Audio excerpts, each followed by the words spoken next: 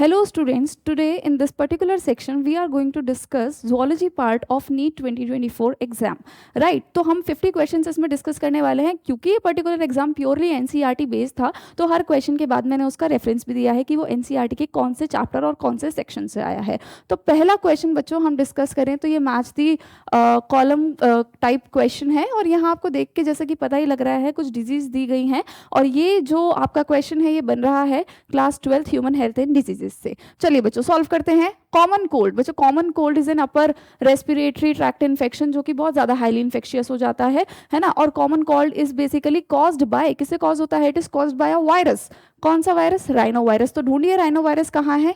ए का 3, right. Next आपको दिया है बच्चों हीमोजोइन। हीमोजोइन क्या होता है? Basically it is N endotoxin. Endotoxin का क्या मतलब होता है? इसके लिए हम थोड़ा सा मलेरिया की लाइफ साइकिल पे चलते हैं। जब भी प्लाज्मोडियम जो कि प्रोटोजोआ है that cause malaria in humans, Plasmodium की एक स्टेज होती है स्पोरोजोइड। जब वो ह्यूमन बॉडी के अंदर एंटर करती है तो पहले वो लिवर सेल के पास जाती है, तब उसके बाद वो जाती है आरबीसीज के पास। आरबीसीज में रेप्लिकेट करने के बाद it lead to the burst of the RBC, और जब आरबीसी बर्स्ट करती हैं it releases an endotoxin known as hemozoin. ये वो बेसिकली टॉक्सिन है which is responsible for the recurring fever and chills in every 2 to 3 days। ठीक है, so hemozoin is linked with the malaria and which is caused by the plasmodium. तो यहाँ पे आपका B1 हो गया। Next Widal test, very simple बच्चों। Widal test is basically the diagnostic test of typhoid. तो आप लगाएंगे C के लिए 2 एंड देन वैसे हमारा एक ही बचता है ऑप्शन, बट हम फिर भी देख लेते हैं एलर्जी क्या होती है। Allergy is an exaggerated immune response जो कि किसी एलर्जन की वजह से होती है, and dust mites are your allergen. ठीक है, तो डी के आगे हम लगाएंगे 4। अब यहाँ पे ना कुछ एक चीज आप नोटिस करते चलिएगा बच्चों, हमारा A3 से मैच हो रहा है, ए यहाँ पे 2 से मैच हो रहा है, ये ऑप्शन आपका नहीं हो सकता। ए यहाँ पे 1 से मैच हो रहा है, ये ऑप्शन आपका नहीं हो सकता। A4 से मैच हो रहा है, ये ऑप्शन आपका नहीं हो सकता। इसका मतलब क्या है कि अगर आपको सिर्फ इतना ही पता था कि कॉमन कोल्ड एक वायरस की वजह से होता है, राइनो वायरस की वजह से होता है, आप तब भी इस क्वेश्चन को कर सकते थे। तो it was a very simple question. Option 3 इसका करेक्ट आंसर है। अगर बच्चों बात करें एनसीईआरटी से क्वेश्चन कहाँ से लिया गया है, तो ये कंप्लीट उसका रेफरेंस है class 12 human health and diseases, ये चैप्टर है। और इन पैराग्राफ्स में से like rhino virus, common cold के पैराग्राफ से, एलर्जी से आपका एलर्जी वाला पोर्शन लिया गया है, और प्लाज्मोडियम की पूरी लाइफ साइकिल है, वहाँ से आपका प्लाज्मोडियम और हीमोजोइन का कॉन्सेप्ट लिया गया है। So it was a very easy question. Next question पे चलते हैं। ये भी मैच द कॉलम का क्वेश्चन है, देखने से पता लग रहा है कहाँ से आया है, class 12 human health and disease drug section से ये क्वेश्चन है। बात अगर हम करें बच्चों कोकेन, कोकेन कहाँ से आता है? कोका प्लांट से। कौन सा प्लांट? Erythroxylum Coca. ढूंढ लीजिए कहाँ लिखा है एरिथ्रोजाइलम कोका, A3। चलिए अभी हम A3 ही मैच करके देखते हैं और आपको पता लगेगा कि क्या हुआ था इस पेपर में। यहाँ पे A के साथ 4 है, ये ऑप्शन नहीं हो सकता। A के साथ 2 है, ये भी नहीं हो सकता। A के साथ 1 है, ये भी नहीं हो सकता। इसका मतलब क्या है कि अगर आपको सिर्फ इतना भी पता था ना बच्चों की जो कोकेन है it is obtained from the plant Erythroxylum Coca, तब भी आप इस आंसर को करेक्ट कर सकते थे। पर हम आगे की भी डिस्कस करते हैं बच्चों। जो हेरोइन होती है उसको हम कहाँ से ऑब्टेन करते हैं? From the पेपेवर somniferum. मॉर्फिन जो होता है basically it is an effective sedative जिसको हम सर्जरीज में पेशेंट को देते हैं, जिनको पेन होता है उन पेशेंट्स को ही दिया जाता है। एंड मैरिजुआना जो होता है इसको हम कहाँ से ऑब्टेन करते हैं बच्चों? कैनाबिस सटाइवा से। सो इस क्वेश्चन का आंसर है ऑप्शन 4। और ये क्वेश्चन कहाँ से आया है, इस रेफरेंस को प्लीज आप नोट डाउन कर लीजिए। Class 12 human health and diseases, page number 142 143 पे कुछ पैराग्राफ्स हैं ड्रग्स रिलेटेड, यहाँ पे इनकी पूरी इंफॉर्मेशन दी गई है। राइट, आप चलते हैं बच्चों हम नेक्स्ट क्वेश्चन पे। फिर से एक मैच आया है बच्चों, और ये मैच भी बहुत बहुत सिंपल है। चलिए इसको करते हैं। देखने से पता लग रहा है ये जो मैच है ये कहाँ से आया है? Class 11th locomotion and movement के जॉइंट सेक्शन से ये मैच आया हुआ है। फाइब्रस जॉइंट जो है बच्चों, फाइब्रस जॉइंट वो जॉइंट होता है that do not allow movement. तो हमारी बॉडी में ऐसा कौन सा जॉइंट है जहाँ पे मूवमेंट नहीं होती यार? स्कल। तो फाइब्रस जॉइंट ऐसा जॉइंट है that do not allow movement, और कहाँ होता है? स्कल में। तो A का 3, A3। चलिए अपना मेथड अपनाते हैं बच्चों, जहाँ A का 3 होगा वही आंसर होगा। आप देख लीजिए A4 ये नहीं हो सकता, A2 ये नहीं हो सकता, A1 ये नहीं हो सकता। आंसर तो हमें ऐसे ही पता लग गया कि आंसर हमारा 4 है, हमें आगे जाने की जरूरत ही नहीं पड़ी, पर फिर भी हम इस क्वेश्चन को डिस्कस करेंगे। कार्टिलेजिनस जॉइंट जो होते हैं बच्चों, ये बहुत ही स्लाइट मूवमेंट को शो करते हैं, पूरी इनके अंदर मूवमेंट्स होती नहीं है। और जो हमारी वर्टिब्रल कॉलम में ये जॉइंट आपको देखने को मिलता है एडजेसेंट वर्टिब्रा में। तो यहाँ देख लीजिए बी का हो जाएगा आपका 1, राइट। हमारे ऑप्शंस भी चेक करते जाइएगा, A3 B1। Now hinge joint बच्चों, हिंज जॉइंट जो होते हैं ये वो जॉइंट्स होते हैं that allow the movement only in one direction. जैसे कि हमारा नी जॉइंट होता है या हमारा एल्बो जॉइंट होता है, इसमें एक ही डायरेक्शन में हम अपने हाथ और पैरों को मूव कर सकते हैं। तो हिंज जॉइंट जो होता है वो कहाँ मिलेगा, नी में, और ऑब्वियस सी बात है वो लोकोमोशन में हेल्प करता ही है। तो सी के आगे आप लगाएंगे 4। देख रहे हैं हमारे ऑप्शंस बिल्कुल ठीक जा रहे हैं। और बॉल एंड सॉकेट जॉइंट हमारी एनसीईआरटी में कंप्लीटली मेंशन है that we have 2 ball and socket joint, जो कि हमारी एनसीईआरटी में मेंशन है। एक कहाँ होता है बच्चों, पेक्टोरल गर्डल और आपके ह्यूमरस के बीच में, और दूसरा होता है पेल्विक गर्डल और फीमर के बीच में। तो यहाँ पे देख लेते हैं, ह्यूमरस एंड पेक्टोरल गर्डल का एग्जाम्पल आपको दिया हुआ है, and it is a rotational joint, क्योंकि हम अपना हाथ पूरा कंप्लीटली रोटेट कर सकते हैं इस पर्टिकुलर जॉइंट से। तो डी के आगे लगाएंगे 2, और आंसर तो हम अपना पहले ही मेंशन कर चुके हैं। ठीक है बच्चों, देखो ये पर्टिकुलर क्वेश्चन इस जगह से आया है, चैप्टर लोकोमोशन एंड मूवमेंट। ये पूरा का पूरा जॉइंट सेक्शन है। यहाँ पे कंप्लीट आपको एग्जांपल्स, फाइब्रस जॉइंट में लोकेशन मूवमेंट होती है नहीं होती है, कौन लोकोमोशन में इन्वॉल्व होता है, सारी चीज़ें यहाँ पे लिखी हुई हैं। नेक्स्ट क्वेश्चन पे चलते हैं बच्चों। फिर से एक क्वेश्चन लोकोमोशन मूवमेंट देख सकते हैं आप। पहला दूसरा क्वेश्चन किससे आया है, ह्यूमन हेल्थ डिजीज से। थर्ड फोर्थ किससे आया, लोकोमोशन मूवमेंट से। चलो बच्चों डिस्कस करते हैं। आपसे पूछा है which of the following are auto immune disorder. तो यहाँ समझने की बात क्या है बच्चों कि एक्चुअली में ऑटो इम्यून डिसऑर्डर्स होते कौन से हैं। होता क्या है, हमारी बॉडी के पास एक कैपेसिटी होती है कि वो डिस्टिंग्विश कर सकती है between self and non self. But auto immune disorders ऐसे डिसऑर्डर्स होते हैं जिसमें बॉडी की ये कैपेसिटी खो जाती है और वो अपनी ही सेल्स को क्या करने लगती है, नुकसान पहुंचाने लगती है। तो आपसे पूछा गया है कि इनमें से कौन कौन ऑटो इम्यून डिसऑर्डर है। तो बच्चों ये क्वेश्चन ना कुछ स्पेशल बन जाता है। क्यों बन जाता है, क्योंकि अभी तक हम जितने भी क्वेश्चन देखे हैं सारे एनसीईआरटी से आए हैं, आगे भी ऑलमोस्ट सारे ही एनसीईआरटी से। पर ये क्वेश्चन ऐसा है जिसका ये option it is out of NCERT. ठीक है, पूरे जूलॉजी सेक्शन में सिर्फ ये ऑप्शन है जो आउट ऑफ एनसीईआरटी है, बाकी सब आपको एनसीईआरटी में मिलेगा। अब ये कहाँ पे मिलेगा आपको, तो देख सकते हैं जो डिसऑर्डर्स दिए गए हैं यहाँ पे, तो यहाँ पे पूरा मेंशन है कि कौन सा ऑटो इम्यून डिसऑर्डर है कौन सा नहीं है। जैसे मिस्थीनिया ग्रेविस यहाँ पे दिया है, तो myasthenia gravis is an auto immune disorder, right. यहाँ पे मेंशन है एनसीईआरटी में, it is an auto immune disorder जो कि आपके न्यूरोमस्कुलर जंक्शन को अफेक्ट कर रहा है। तो पहला तो आपका ऑटो इम्यून डिसऑर्डर है। दूसरा हो गया बच्चों र्यूमेटॉइड अर्थराइटिस। तो र्यूमेटॉइड अर्थराइटिस भी आपका क्या होता है, it is an auto immune disorder. होता क्या है, इसकी वजह से जॉइंट में इन्फ्लेमेशन हो जाती है। गाउट क्या है बच्चों, गाउट में भी इन्फ्लेमेशन होती है जॉइंट की, बट उसका रीजन अलग होता है। इसका रीजन क्या होता है, यहाँ पे यूरिक एसिड के क्रिस्टल्स जमा हो जाते हैं and is your muscular dystrophy. Muscular dystrophy is clearly mention here कि यहाँ पे डीजेनरेशन हो रही है ड्यू टू जेनेटिक डिसऑर्डर, यानी स्केलेटल मसल का डीजेनरेशन हो तो रहा है but due to genetic disorder, यहाँ कोई ऑटो इम्यून डिसऑर्डर नहीं है, राइट। और बात करते हैं जो हमारा नया एक ऑप्शन ऐड हुआ है जो कि आउट ऑफ एनसीईआरटी है, SLE।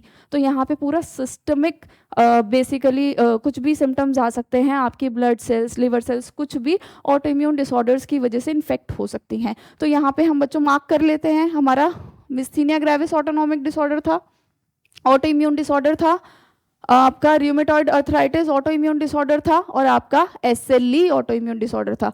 Gout was just the inflammation of joint, और जो मस्कुलर डिस्ट्रॉफी है it was a genetic disorder. ठीक है, तो इसका आंसर क्या हो जाएगा बच्चों, ABE। तो ABE that is option 2 is the correct answer, right. ये मैं आपको बता चुकी हूँ कि ये क्वेश्चन कहाँ से आया है, लोकोमोशन मूवमेंट के डिसऑर्डर्स वाले सेक्शन से। साथ ही साथ ये कॉन्सेप्ट मिक्स भी किया गया है आपके ह्यूमन हेल्थ एंड डिजीज से, क्योंकि हम लोग ऑटो इम्यून डिसऑर्डर के बारे में वहाँ पे पढ़ते हैं। ठीक बच्चों, चलिए नेक्स्ट क्वेश्चन। ये जो क्वेश्चन है ना बच्चों, इससे आसान क्वेश्चन कभी हो ही नहीं सकता। आपसे पूछा क्या गया है, which is not the component of fallopian tube. Fallopian tube का कंपोनेंट कौन सा नहीं है, नाम से पता लग रहा है यूटेराइन फंडस, तो यूट्रस का कंपोनेंट है ना। और यहाँ पे हम डायग्राम में देख भी सकते हैं, क्लास 12 ह्यूमन रिप्रोडक्शन में डायग्राम बना भी हुआ है, जहाँ पे ये देखिए ये आपकी फेलोपियन ट्यूब्स है और इसके 3 पोर्शन है, इनफंडिबुलम, एम्पुला, इस्थमस, और uterine fundus is a part of uterus. तो इसका आंसर क्या हो जाएगा बच्चों, इस्थमस, एम्पुला, इनफंडिबुलम, ये सारे किसके पार्ट्स है, फेलोपियन ट्यूब के, बट जो यूटेराइन फंडस है वो किसका पार्ट है, यूट्रस का। तो आपका आंसर है 1। Right, very simple question. चलिए नेक्स्ट क्वेश्चन पे चलते हैं। आपसे पूछा है जो फ्लिपर्स होते हैं पेंगुइन के और डॉल्फिन के, ये किसके एग्जाम्पल है? अडेप्टिव रेडिएशन के, नेचुरल सिलेक्शन के, कन्वर्जेंट इवोल्यूशन के, या डाइवर्जेंट इवोल्यूशन के? तो बच्चों ये क्वेश्चन कहाँ से आया? आपके क्लास 12th इवोल्यूशन से ये क्वेश्चन लिया गया है। और अब यहाँ पे देखिए होता क्या है, अगर मैं बात करूं किसकी, पेंगुइन्स की, तो जो पेंगुइन्स के अंदर जो फ्लिपर्स होते हैं उनका स्ट्रक्चर अलग होता है किससे? डॉल्फिन से। तो जो डॉल्फिन्स के फ्लिपर्स और जो पेंगुइन के फ्लिपर्स हैं, दोनों कैसे ऑर्गन हो गए बच्चों? जिनका स्ट्रक्चर अलग होता है उनको हम क्या बोलते हैं? Analogous organs. और एनालॉगस ऑर्गन्स कैसा इवोल्यूशन शो करते हैं बच्चों? क्योंकि ये दोनों सेम ही हैबिटेट में आके रहने लग गए, इसीलिए इन्होंने क्या शो किया बच्चों? Convergent evolution. क्या शो किया? Convergent evolution. अब कन्वर्जेंट इवोल्यूशन कहाँ है देख लीजिए, वही ऑप्शन आपका करेक्ट हो जाएगा। सो अडेप्टिव रेडिएशन नहीं है, नेचुरल सिलेक्शन नहीं है, डाइवर्जेंट इवोल्यूशन नहीं है, convergent evolution, that is option 3 correct answer है। राइट, यहाँ पे देख लीजिए जहाँ पे हमने बात की है एनालॉगस होमोलोगस स्ट्रक्चर की, एनसीईआरटी में वहीं से एक क्वेश्चन लिया हुआ है पेंगुइन्स एंड डॉल्फिन्स के बारे में, यहाँ पे दिया हुआ है clearly mention, page number 115 evolution. Right, चलो नेक्स्ट क्वेश्चन पे फिर से एक मैथ्स का क्वेश्चन है। बहुत सारे मैथ्स के क्वेश्चंस हैं, पर ये क्वेश्चन कहाँ से आया? ये आपका बायोटेक्नोलॉजी से क्वेश्चन आया बच्चों। चलो डिस्कस करेंगे इसको भी साथ साथ। अल्फा 1 एंटीट्रिप्सिन क्या है? तो जैसा कि हमें पता है जो ट्रांसजेनिक एनिमल्स होते हैं, ठीक है, उनको हम यूज़ करते हैं कुछ बायोलॉजिकल प्रोडक्ट्स को ऑब्टेन करने के लिए, जिसमें से एक है आपका अल्फा 1 एंटीट्रिप्सिन, जिसको हम यूज़ करते हैं टू ट्रीट द एम्फाइजिमा। तो एम्फाइजिमा को ट्रीट करने के लिए क्या यूज़ होता है? Basically alpha 1 antitrypsin. तो आपका ए के लिए क्या आ गया बच्चों? 3। A3 होते ही आपके दो ऑप्शन यहाँ से चले जाते हैं, पहला और चौथा, बचा सेकेंड और थर्ड। ठीक है, इसमें फाइट है, देखते हैं बच्चों। जो क्राई 1AB होता है, it is for corn borer. ठीक है, तो होता क्या है ये क्राई 1AB, क्राई 1AC ये है क्या? तो जैसा कि हमें पता है जो बैसिलस थेरियोजेनेसिस है वो कुछ टॉक्सिन प्रोड्यूस करता है, और वो जो टॉक्सिन्स होते हैं वो स्पीशीज स्पेसिफिक होते हैं। राइट, तो जिसमें जो क्राई 1AB है it is for corn borer, और जो क्राई 1AC है इट इज फॉर कॉटन बुलवॉर्म। बचा क्या आपका? Enzyme replacement therapy. हम किसको देते हैं? ADA deficiency. अब ये एडीए क्या है? एडिनोसिन डीएमिनेज की जो डेफिशिएंसी हो जाती है लोगों में, जैसे कि हमने एक केस भी पढ़ा था जीन थेरेपी का, 4 साल की लड़की में सबसे पहली बार जीन थेरेपी की गई थी, वो इसी केस को लेके थी क्योंकि उसकी बॉडी में एडीए की डेफिशिएंसी थी। तो आप या तो जीन थेरेपी कर सकते हैं या बोन मैरो ट्रांसप्लांट कर सकते हैं बहुत इनिशियल स्टेज में, और कुछ पेशेंट्स में हम क्या करते हैं जिनके अंदर ये एडीए एंजाइम नहीं है फिर हम उनको देते हैं। ठीक है, तो एंजाइम रिप्लेसमेंट थेरेपी किसके लिए आ जाएगा बच्चों? D2। अब आप सेकंड और थर्ड में से देख लीजिए, A3 B4, तो B यहाँ पे 1 है, ये ऑप्शन भी गलत हो गया। B4 C1 D2, यानी यहाँ का ऑप्शन 3 करेक्ट आंसर है। और देख सकते हैं बच्चों ये अलग अलग पोर्शन से उठा के ये मैच बनाया गया है, थोड़ी मेहनत इस क्वेश्चन में की गई है। तो यहाँ से जैसे ये पूरा का पूरा जीन थेरेपी का सेक्शन था, यहाँ ट्रांसजेनिक एनिमल से कौन कौन से बायोलॉजिकल प्रोडक्ट्स निकलते हैं उस सेक्शन में से ये क्वेश्चन लिया था, और ये बैसिलस थेरियोजेनेसिस वाले पोर्शन से, बीटी कॉटन वाले पोर्शन से ये क्वेश्चन मिक्सअप करके बनाया गया है। राइट, रेफरेंस यहाँ पे लिखा हुआ है, आप इसकी हेल्प ले सकते हैं। नाउ अगेन फिर से एक क्वेश्चन आया है किसका? बायोटेक का। पैटर्न देख रहे हो आप, 2 क्वेश्चन एक चैप्टर के साथ साथ लगभग साथ साथ आ रहे हैं। तो यहाँ पे ये जो क्वेश्चन है आपको एक डायग्राम दिया हुआ है, ये पूरा का पूरा डायग्राम एनसीईआरटी में दिया है। किसका डायग्राम है बच्चों? PBR 322 का। ठीक है, आपको पूछा गया है, यहाँ पे लेबल कर दिया एक X और एक Y। आपसे पूछा है कि आपको रोल बताना है X जीन का और Y जीन का। तो सबसे पहले हमें ये पता होना चाहिए कि X जीन है क्या, Y जीन है क्या, क्योंकि ये डायग्राम एनसीईआरटी में मेंशन है और मेरे पास ये डायग्राम भी है, तो मैं लेके चलती हूँ आपको उसी स्लाइड पे। ये देखिए ORI और ROP, इसी को तो उन्होंने X और Y लिखा हुआ है, तो मैं यहाँ पे मेंशन कर देती हूँ। ये क्या है मेरा? ORI, कौन सा? X, और Y क्या है मेरा? ROP। अब ये ORI और ROP होता क्या है बच्चों? Origin of replication. ORI it is responsible for the copy number. ठीक है, जबकि जो ROP है ये ऐसे प्रोटीन्स बनाएगा जो कि रिस्पॉन्सिबल होंगे for the replication of this particular plasmid.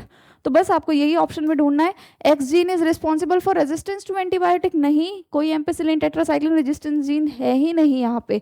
X is responsible for the copy number, बिल्कुल, ORI तो कॉपी नंबर को कंट्रोल करता ही है। और Y is responsible for the protein involve in the replication of plasmid, तो यही तो मैंने बोला था कि जो रेप्लिकेशन ऑफ प्लाज्मिड है यही तो है आपका ROP, यही तो है आपका Y। तो ऑप्शन यहाँ पे सेकंड ही करेक्ट आंसर हो जाता है।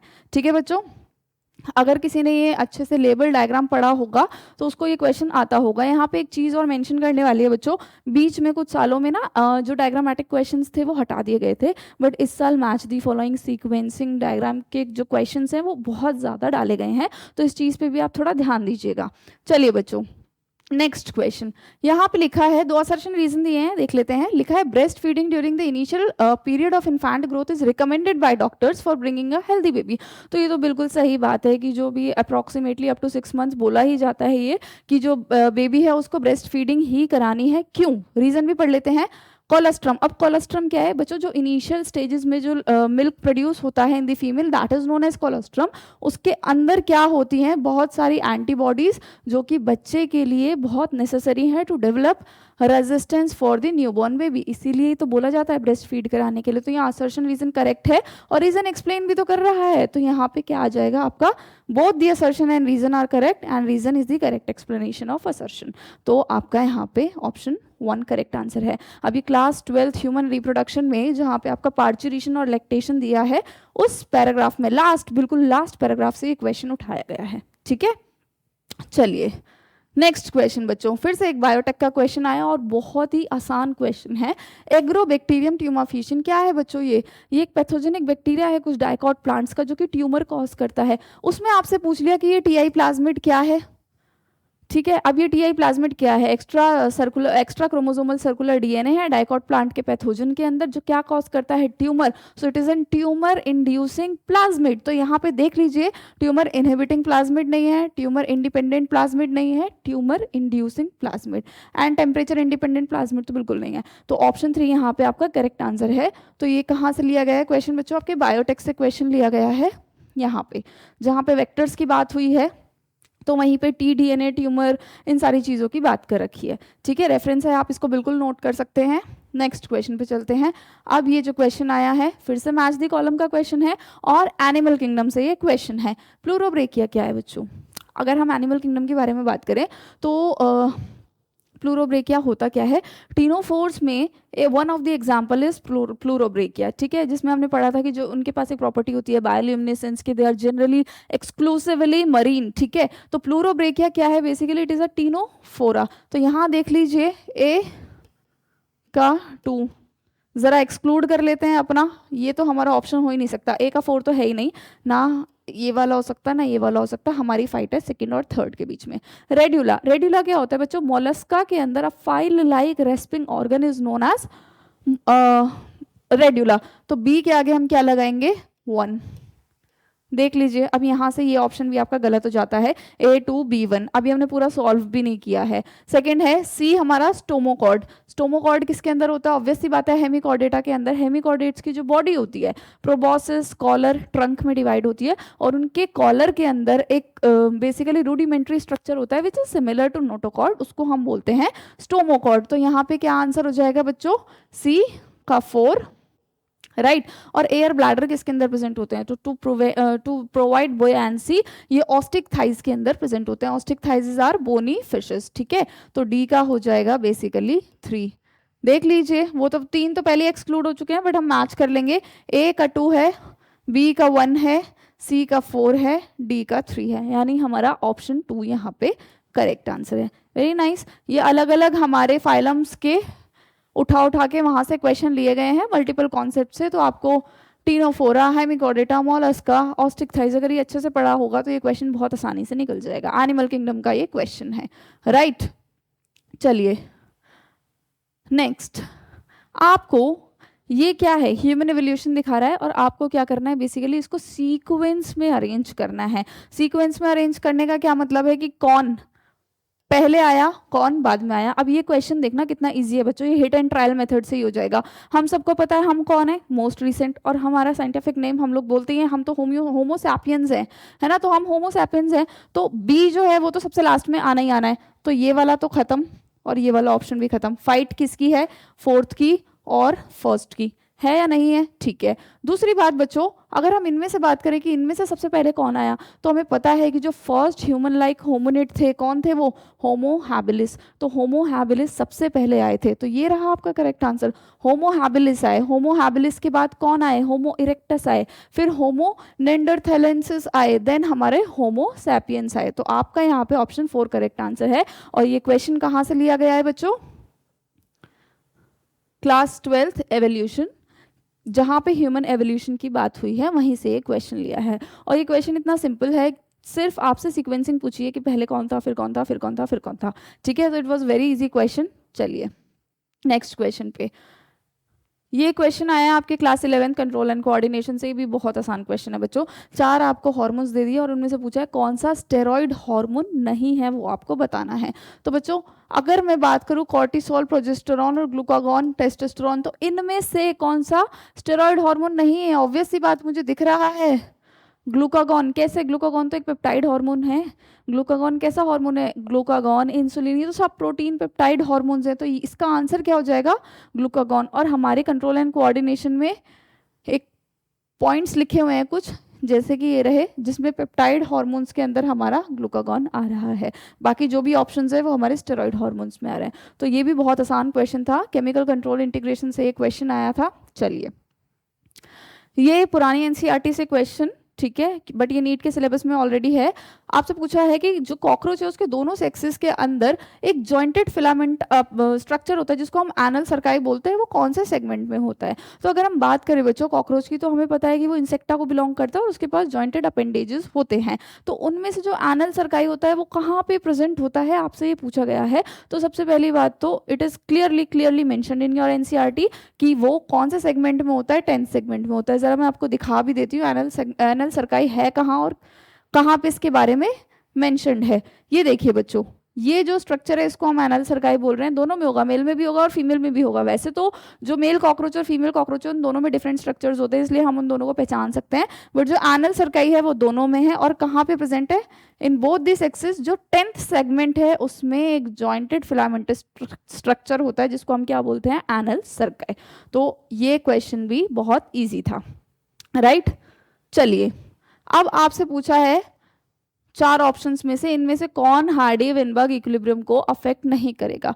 तो बच्चों हार्डी वेनबर्ग इक्विलिब्रियम कहता क्या है कि जो जीन पूल होता है वो कांस्टेंट होता है जनरेशन आफ्टर जनरेशन, ठीक है, तो वो कांस्टेंट जीन पूल की बात करता है। तो इनमें से आपको देखिए यहाँ कांस्टेंट जीन पूल खुद ही कैसे अफेक्ट कर सकता है, क्योंकि हार्डी वेनबर्ग तो बात ही कांस्टेंट जीन पूल की करता है ना।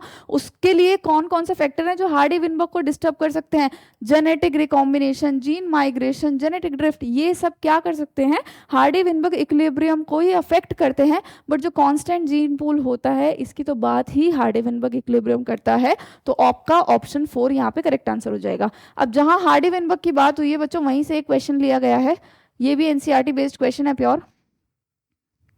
देख लीजिए यहाँ पे लिखा हुआ है कि कुछ फैक्टर्स हैं जैसे gene flow, genetic drift, mutation, genetic recombination, natural selection, ये आपके कांस्टेंट जीन पूल को डिस्टर्ब कर देंगे ना, तो यही तो वो फैक्टर्स हैं, ठीक है। तो एवोल्यूशन से ये क्वेश्चन आया है। चलिए बच्चों नेक्स्ट क्वेश्चन पे चलते हैं, फिर से एक मैच का क्वेश्चन आ गया, बट ये क्वेश्चन इस बार कहाँ से लिया गया है, आपके neural control and coordination class 11 से, ठीक है। यहाँ पे बच्चों ब्रेन के कुछ पार्ट्स के बारे में बात की गई है और उसके कुछ फंक्शंस के बारे में बात की गई है। सबसे पहले पॉन्स, पॉन्स के बारे में अगर हम बात करें बच्चों, तो पॉन्स के पास कुछ फाइबर्स होते हैं जो कि डिफरेंट रीजन्स को कनेक्ट करते हैं। तो यहाँ पे देख लीजिए लिखा हुआ है, ए के लिए हम क्या लगाएंगे, connect different region of the brain, right. तो ए के आगे हम क्या लगाएंगे बच्चों, 3। अब आप इसी से ही अपना मैच लगा सकते हैं, ए का 3, ये आपका नहीं ऑप्शन करेक्ट, ये आपका ऑप्शन करेक्ट नहीं है, ये आपका ऑप्शन करेक्ट नहीं है। लगभग हमें पता ही लग गया हमारा आंसर क्या है, बट फिर भी हम लोग देख लेते हैं, डिस्कस कर लेंगे इसको थोड़ा सा। हाइपोथैलेमस, हाइपोथैलेमस के पास क्या होती हैं, न्यूरोसिक्रेटरी सेल्स होती हैं जो हाइपोथैलेमिक हार्मोन सिक्रेट करती हैं। तो बी के आगे क्या लगाएंगे आप, 4। देन मेड्यूला, तो मेड्यूला के अंदर सारे सेंटर्स प्रेजेंट होते हैं, हमारा रेस्पिरेटरी सेंटर, सीवीएस सेंटर, सारे सेंटर्स कहाँ पे प्रेजेंट होते हैं, मेड्यूला में। साथ ही साथ जो हमारी गैस्ट्रिक सिक्रीशंस होती हैं वो भी कौन कंट्रोल करता है, मेड्यूला। तो सी के लिए क्या आ जाएगा आपका 2। एंड देन अगर हम बात करें बच्चों सेरेबेलम की, so it is the largest part of your hind brain, ठीक है, और ये क्या करता है, provides additional surface area for more neurons. और जिसके सेरेबेलम में प्रॉब्लम होती है बच्चों, उसके पोस्चर वगैरह में प्रॉब्लम आने लगती है, और ये क्वेश्चन बहुत फेमस हुआ करता था पहले। तो सेरेब्रम जो है बेसिकली क्या रेगुलेट करता है, किसी का भी पोस्चर और बैलेंस। तो यहाँ डी के आगे क्या आ जाएगा आपका सेकेंड, डी के आगे पोस्चर बैलेंस मतलब फर्स्ट। तो ए का 3, बी का 4, सी का 2, डी का 1। वैसे भी हमें पहले से पता था हमारा आंसर यही है, ठीक है। अब ये क्वेश्चन कहाँ से लिया है बच्चों, जहां हमारा सीएनएस डिस्कस हुआ है, ये पूरा एक ही पेज से क्वेश्चन पूरा का पूरा मैच बना हुआ है न्यूरल कंट्रोल एंड कोऑर्डिनेशन से, राइट। चलिए फिर से एक क्वेश्चन आया है मैच वाला, बहुत सारे क्वेश्चन हैं, पर ये क्वेश्चन इस बार कहाँ से लिया गया है, जो हमारा principle of inheritance and variation chapter है क्लास 12th का, वहाँ से लिया गया है। कुछ क्रोमोसोमल डिसऑर्डर्स के बारे में बात की गई है, डिसऑर्डर के नाम दिए हैं और पूछा है कि कौन से क्रोमोसोम से ये रिलेटेड है। डाउन सिंड्रोम के बारे में अगर बच्चों बात करें, तो डाउन सिंड्रोम किसकी वजह से होता है, it is due to the trisomy of chromosome number 21, ठीक है। तो ट्राइसोमी ऑफ क्रोमोसोम नंबर 21 यानी 21 क्रोमोसोम में प्रॉब्लम हो जाती है। तो ए के आगे लगाएंगे आप 3। देख लीजिए आपका आंसर यहाँ से साफ पता लग गया, ये नहीं है, ये नहीं है, ये नहीं है। आगे देख लेते हैं अल्फा थैलेसीमिया बच्चों। Alpha thalassemia is due to the defect in 2 linked genes, ठीक है, जो कौन से क्रोमोसोम पे प्रेजेंट होते हैं, क्रोमोसोम नंबर 16। तो यहाँ पे बी के आगे हम क्या लगाएंगे 4th, ठीक है। बीटा थैलेसीमिया जो होता है it is due to the defect in a single gene that is present on chromosome number 11। तो सी के लिए हम क्या लगाएंगे 1। और जो हमारा क्लाइनफिल्टर सिंड्रोम होता है उसमें क्या होता है, हमारा जो जीनोटाइप होता है ऐसे पेशेंट का वो क्या हो जाता है XXY, it is due to additional X chromosome. तो यहाँ पे क्या हो जाएगा D2।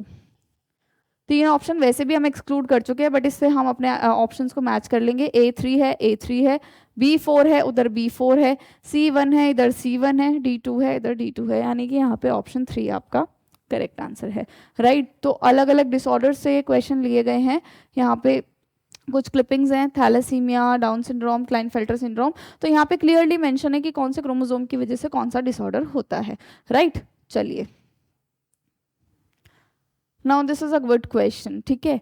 आपको क्या दिया हुआ है बच्चों, एक डीएनए की टेम्पलेट दी हुई है 3 प्राइम से 5 प्राइम, ठीक है, और आपसे पूछा है कि बेसिकली आरएनए पॉलीमरेज का प्रोडक्ट क्या होगा, और आपके पास ये 4 ऑप्शन है। यहाँ अगर इस क्वेश्चन को सॉल्व करना है तो बच्चों आपको 2 कॉन्सेप्ट्स के बारे में पता होना चाहिए। कौन कौन से कॉन्सेप्ट्स हैं वो, कि डीएनए डिपेंडेंट आरएनए पॉलीमरेज जब भी डीएनए को ट्रांसक्राइब करेगा तो वो 5 प्राइम से 3 प्राइम के डायरेक्शन में करेगा, पहला कॉन्सेप्ट ये। दूसरा कॉन्सेप्ट क्या आपको पता होना चाहिए कि जो आरएनए होती है उस पर थायमिन नहीं होता है, उस पर क्या होता है बच्चों, थायमिन जो है वो किससे रिप्लेस कर दोगे आप, यूरासिल से।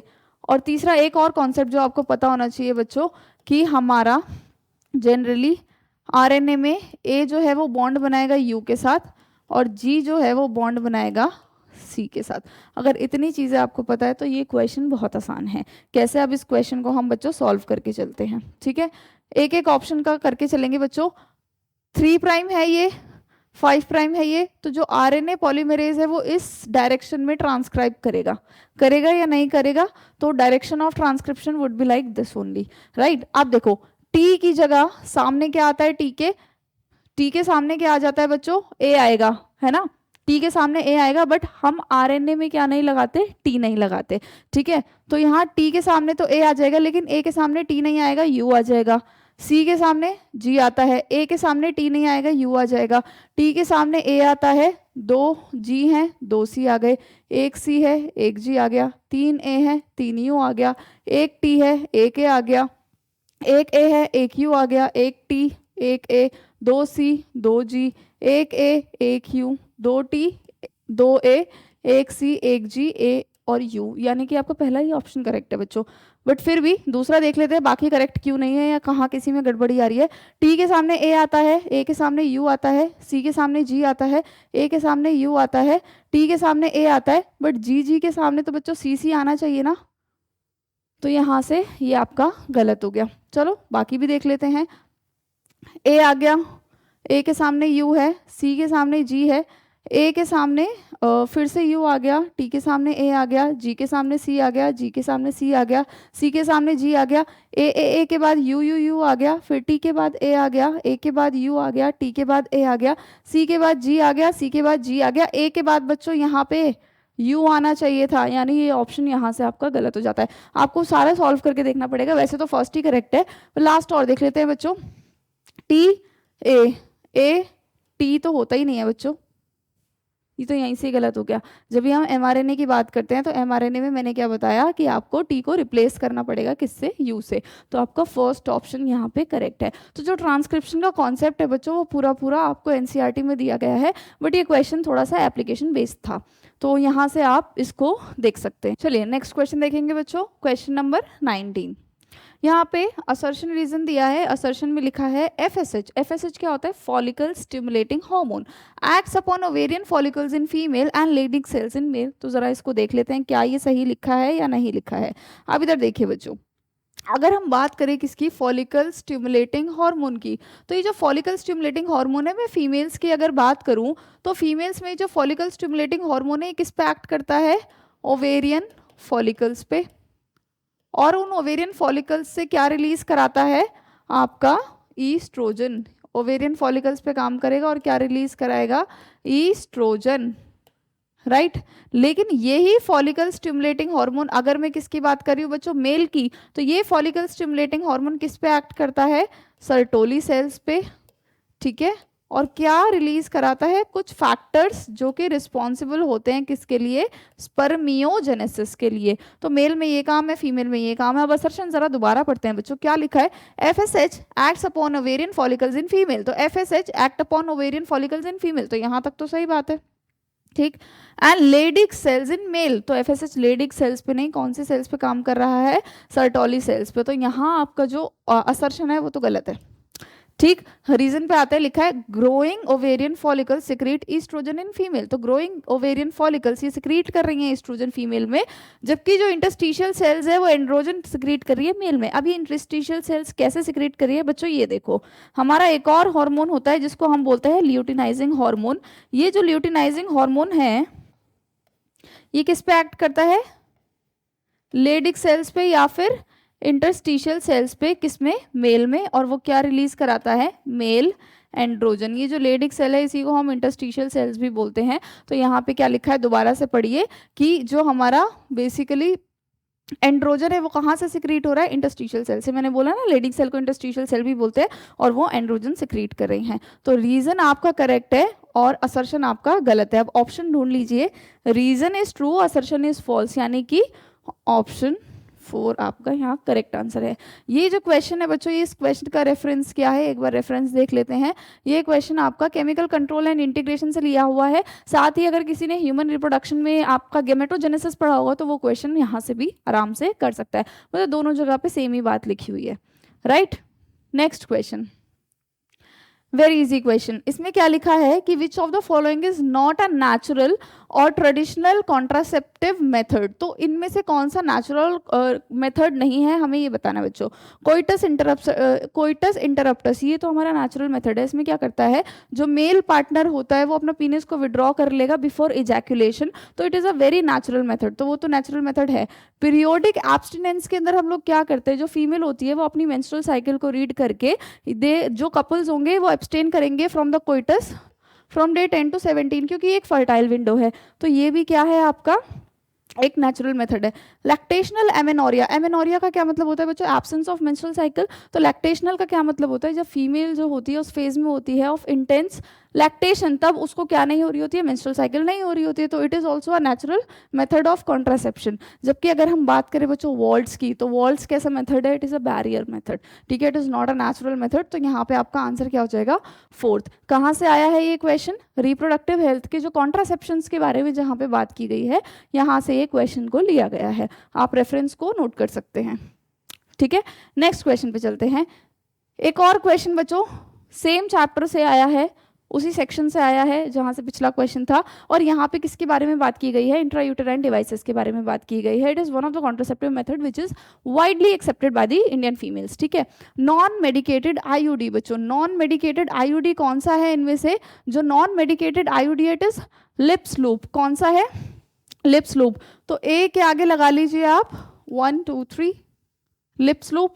ठीक है, ए के आगे 3 लगाते ही आपके 2 ऑप्शन तो बच्चों यहां से गए। ठीक है, अब बचा आपका first and fourth, copper releasing IUD. तो कॉपर कौन कौन सी आईयूडी रिलीज करती हैं, कॉपर टी, कॉपर 7, मल्टीलोड 375, ये 3 एग्जांपल आपकी एनसीईआरटी में गिवन है। तो कॉपर रिलीजिंग आईयूडी, सी के आगे आप लगाएंगे 1, राइट, सी के आगे लगाएंगे 1। तो देख लीजिए copper releasing IUD, sorry B है ना ये, तो बी के आगे लगाएंगे 1। अब आप देख लीजिए आपको आपका करेक्ट आंसर यहाँ से ही मिल चुका है, क्योंकि बी का 3 तो है ही नहीं। ठीक है, नहीं अभी हमारी फाइट सेम है, हमारा 1 और 4 था ना, तो अब हम सी पे जाते हैं बच्चों, hormone releasing IUD. Hormone releasing IUD is your LNG20। तो यानी आपका सी का क्या हो जाएगा बच्चों, 4, राइट। और इम्प्लांट्स, इम्प्लांट्स किसके बने होते हैं बच्चों, जो केमिकल्स होते हैं हमारे, बेसिकली जो हमारे हार्मोन्स होते हैं उसी से सिंथेसाइज करके हम कुछ केमिकल्स बनाते हैं, लाइक ईस्ट्रोजन हो गया या प्रोजेस्टेरॉन के कॉम्बिनेशन के साथ। ईस्ट्रोजन प्रोजेस्टेरॉन का कॉम्बिनेशन देंगे या फिर प्रोजेस्टेरॉन अलोन। ठीक है, तो इम्प्लांट्स में क्या आ जाएगा आंसर आपका D2, राइट। A3B1C4D2, A3B1C4D2 आपका ऑप्शन 4 यहाँ करेक्ट आंसर है। तो same section from the reproductive health जहाँ पे कॉन्ट्रासेप्शन की बात हो रही है, वहीं से इस क्वेश्चन को लिया गया है, right. Next question, now this question is from animal kingdom. तो देख लेते हैं बच्चों जरा, ये क्वेश्चन किस कॉन्सेप्ट से लिया गया है कि किसके पास सीलोम है, ट्रू सीलोम है, ट्रू सीलोम नहीं है, या सीलोम ही नहीं है, यानी सीलोम वाले सेक्शन से क्वेश्चन लिया गया है। तो एनालिट्स क्या ट्रू सीलोमेट्स होते हैं, जो आपके पॉरीफेरा हैं they are pseudocoelomate, aschelminthes acoelomate, platyhelminthes pseudocoelomate. तो कुछ आपको स्टेटमेंट्स दी हैं और आपको फिर करेक्ट ऑप्शन बताना है कि इनमें से सही स्टेटमेंट कौन सी लिखी है। इसके लिए बच्चों मैं जरा एक यहाँ पे चीज़ लिख देती हूँ, लाइक देखो मैं सारे फाइलम को सीरीज में लिख रही हूँ। सबसे पहले हम कौन सा पढ़ते हैं बच्चों, पॉरीफेरा। पॉरीफेरा के बाद हम कौन सा, टीनोफोरा। टीनोफोरा सॉरी, पॉरीफेरा के बाद हम पढ़ते हैं सीलेंट्रेटा, देन टीनोफोरा। टीनोफोरा के बाद हम क्या पढ़ते हैं, platyhelminthes, then aschelminthes and then annelids. पढ़ते तो हम इनसे आगे भी हैं पर हम उसकी बात नहीं कर रहे क्योंकि हमारे क्वेश्चन में इतनी ही बात हो रखी है। ठीक है बच्चों, अब मैं बात करूं तो पोरीफेरा से प्लेटीहेलमिंथस तक जितने भी फाइलम्स हैं ये कैसे होते हैं, they all are acoelomates. तो इनके पास किसी के पास भी सीलोम नहीं होती, सो दे आर ए सीलोमेट। मैं इधर लिख देती हूँ क्योंकि उधर जगह नहीं है, so they are acoelomates, right. अब अगर मैं बात करूं बच्चों एस्केलमिंथस की, तो एस्केलमिंथस के पास कैसी सीलम आती है, स्यूडोसीलम। तो ये कैसा है, स्यूडोसीलोमेट। और जो एनालिड्स होते हैं दे हैव ट्रू सीलोम, तो ये सीलोमेट्स होते हैं। ठीक है, अब हम इनको ढूंढते हैं। एनालिड्स के पास ट्रू सीलम है, बिल्कुल है, तो ये बात तो सही हो गई। पॉरीफेरेंस आर स्यूडोसीलोमेट, तो पॉरीफेरेंस तो एसिलोमेट है, तो ये वाली बात गलत हो गई। ठीक है, नेक्स्ट एस्केलमिंथस आर एसिलोमेट, तो एस्केलमिंथस एसिलोमेट थोड़ी है, वो तो स्यूडोसिलोमेट है, तो ये वाली बात भी गलत हो गई। नेक्स्ट लिखा है प्लेटीहेलमिंथस आर स्यूडोसिलोमेट, तो बच्चों प्लेटीहेलमिंथस भी एसिलोमेट होते हैं, ये बात भी गलत हो गई। आपसे पूछा है इनमें से कौन सी सही बात है, तो आपका ऑप्शन कौन सा करेक्ट हो जाएगा बच्चों, ए, सेकेंड। ठीक है, सिर्फ जो आपकी ए स्टेटमेंट है वो ही ठीक है। अब ये देख लीजिए जो क्वेश्चन आया है कहाँ से आया है, एनिमल किंगडम में जो सीलम सेक्शन है यहाँ पे कंप्लीट मेंशन है, स्यूडोसिलोमेट कौन होते हैं, एसिलोमेट कौन होते हैं, ट्रू सिलोमेट कौन होते हैं। तो जिसने पढ़ा होगा उसने क्वेश्चन कर लिया होगा। ठीक, अब ये जो क्वेश्चन है बच्चों, ये क्वेश्चन आया है आपका ओल्ड एनसीईआरटी से, राइट। तो इसको डिस्कस करते हैं। मस्कुलर टिश्यू दिया हुआ है यहाँ पे। अब इधर देखिए बच्चों, पहले तो हम पहचानेंगे कि कौन कौन सा मस्कुलर टिश्यू है। इसको मैंने ए लिख दिया, इसको मैंने बी लिख दिया, इसको मैंने सी लिख दिया। यहाँ स्ट्राइशन दिख रही है, यहाँ स्ट्राइशन दिख रही है, बीच में कोई स्ट्राइशन नहीं दिख रही। तो बीच में तो मेरे को कंफर्म हो गया कि जो स्पिंडल शेप वाला है ये तो मेरी स्मूथ मसल है, राइट। अब बात किसकी है, ए की और सी की। तो अगर मैं ए के बारे में बात करूं तो बच्चों स्ट्राइशंस दिख रही है, साथ ही साथ जो न्यूक्लियस है वो मुझे पेरीफ्री पे दिख रहा है, बंडल में प्रेजेंट है और ब्रांच नहीं है, और ये सारे कैरेक्टरिस्टिक्स किसके हैं, स्केलेटल मसल के। तो ए मेरी कौन सी मसल है बच्चों, स्केलेटल मसल, राइट। और ये जो है, जो ब्रांच्ड है, ये कौन सी है, इंटरकैलेटेड डिस्क भी आपको दिखाई दे रही है ना यहाँ पे कुछ इस तरीके से, तो ये कौन सी मसल है मेरी, कार्डियक मसल। ठीक है, इतना तो क्लियर हो गया कि ए मेरी स्केलेटल मसल है, बी मेरी स्मूथ मसल है, सी मेरी कार्डियक मसल है। तो देखो पहले हम मैच कर लेते हैं, ए स्मूथ मसल नहीं है तो ये ऑप्शन भी नहीं है, ए स्केलेटल मसल है, बी स्मूथ मसल है, सी कार्डियक मसल है, ये ऑप्शन मेरा करेक्ट हो सकता है क्योंकि मैंने अभी मसल्स को आइडेंटिफाई किया, उनकी लोकेशन के बारे में बात नहीं की। सेकंड बच्चों, ए मेरी स्केलेटल मसल है, बी मेरी स्मूथ मसल है, स्मूथ मसल हमारे कंट्रोल में नहीं होती इसलिए हम उसको इनवॉलेंट्री भी बोलते हैं, तो ठीक है यहाँ तक। और सी तो स्मूथ मसल नहीं है बच्चों, सी तो मेरी कार्डियक मसल है, तो ये वाला ऑप्शन भी गलत, ये वाला ऑप्शन भी गलत। डी पे आ जाओ, ए इनवॉलेंट्री, हमारी जो ए दैट इज स्केलेटल मसल वो हमारे कंट्रोल में होती है क्योंकि वो स्केलेटल मसल से अटैच होती है और हम अपनी विल के अकॉर्डिंग उसको मूव कॉन्ट्रैक्ट करा सकते हैं, तो ये इनवॉलेंट्री तो बिल्कुल नहीं होती, यानी कि ये वाला भी ऑप्शन आपका इनकरेक्ट है। अब हम इसकी लोकेशन से एक बार इसको कंफर्म कर लेंगे। स्केलेटल मसल ट्राइसेप्स में होती है, बिल्कुल, जो भी आपकी स्केलेटल मसल्स हैं लाइक बाइसेप्स, ट्राइसेप्स, हैमस्ट्रिंग, सब में स्केलेटल मसल होगी। स्मूथ मसल्स कहाँ होगी, जितने भी विसरल ऑर्गन्स होते हैं, स्टमक इंक्लूडेड, तो यहाँ पे भी आपकी स्मूथ मसल्स होती है। और कार्डियक मसल तो आपको हार्ट और केवल हार्ट में ही मिलती है, तो ये जो ऑप्शन है आपका सेकेंड, ये करेक्ट है। तो ये जो क्वेश्चन है बच्चों अपडेटेड एनसीईआरटी से नहीं है, ठीक है। तो ओल्ड एनसीईआरटी में आपको कुछ ऐसा डायग्राम दिखेगा और उसी के नीचे कंटेंट प्रॉपर लिखा हुआ है, तो ये क्वेश्चन भी बहुत आसान था, राइट। चलिए नेक्स्ट क्वेश्चन, ये क्वेश्चन कहाँ से आया है, जो भी पूरा कंडक्टिंग सिस्टम है हार्ट का, तो जो हमारा हार्ट वाला चैप्टर है वहीं से बॉडी फ्लूइड्स एंड सर्कुलेशन से ये आया है। आपको क्या बताना है बच्चों, ये भी एक नए पैटर्न का क्वेश्चन है कि यहाँ आपको सीक्वेंस में अरेंज करना है फ्लो को, ठीक है। आपको क्या पूछा है कि स्टेजेस बतानी है कि किस तरीके से कंडक्शन हो रहा है। तो सभी को पता है कि जो SA नोड होता है वो पेसमेकर होता है और इम्पल्स को वो ही जनरेट करता है।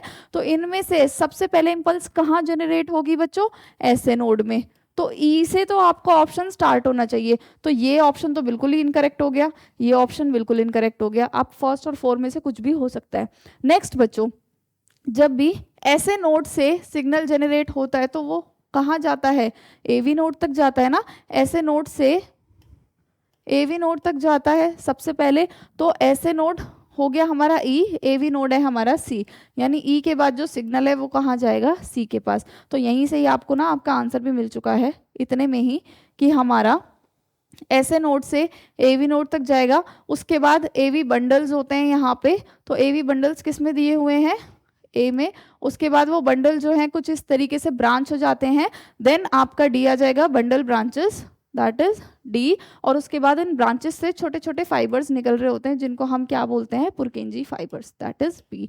तो ECADB is your correct answer, ECADB is your correct answer. और ये NCERT का ही क्वेश्चन है, कहाँ दिया है, यहाँ दिया है page number 199, body fluids and circulation में देखोगे तो पूरी की पूरी बात करी हुई है, ठीक है। AV नोड, SC नोड सबके बारे में बताया गया है, जहाँ पे आपको आपके ऐसे नोड के बारे में भी बताया है कि वो मैक्सिमम कितनी इम्पल्सेस को जनरेट कर देता है, राइट। चलिए नेक्स्ट क्वेश्चन, ये क्वेश्चन आया बच्चों क्लास 11 बायोमोलिक्यूल से, ये भी मैथ्स का क्वेश्चन और बहुत इजी क्वेश्चन है।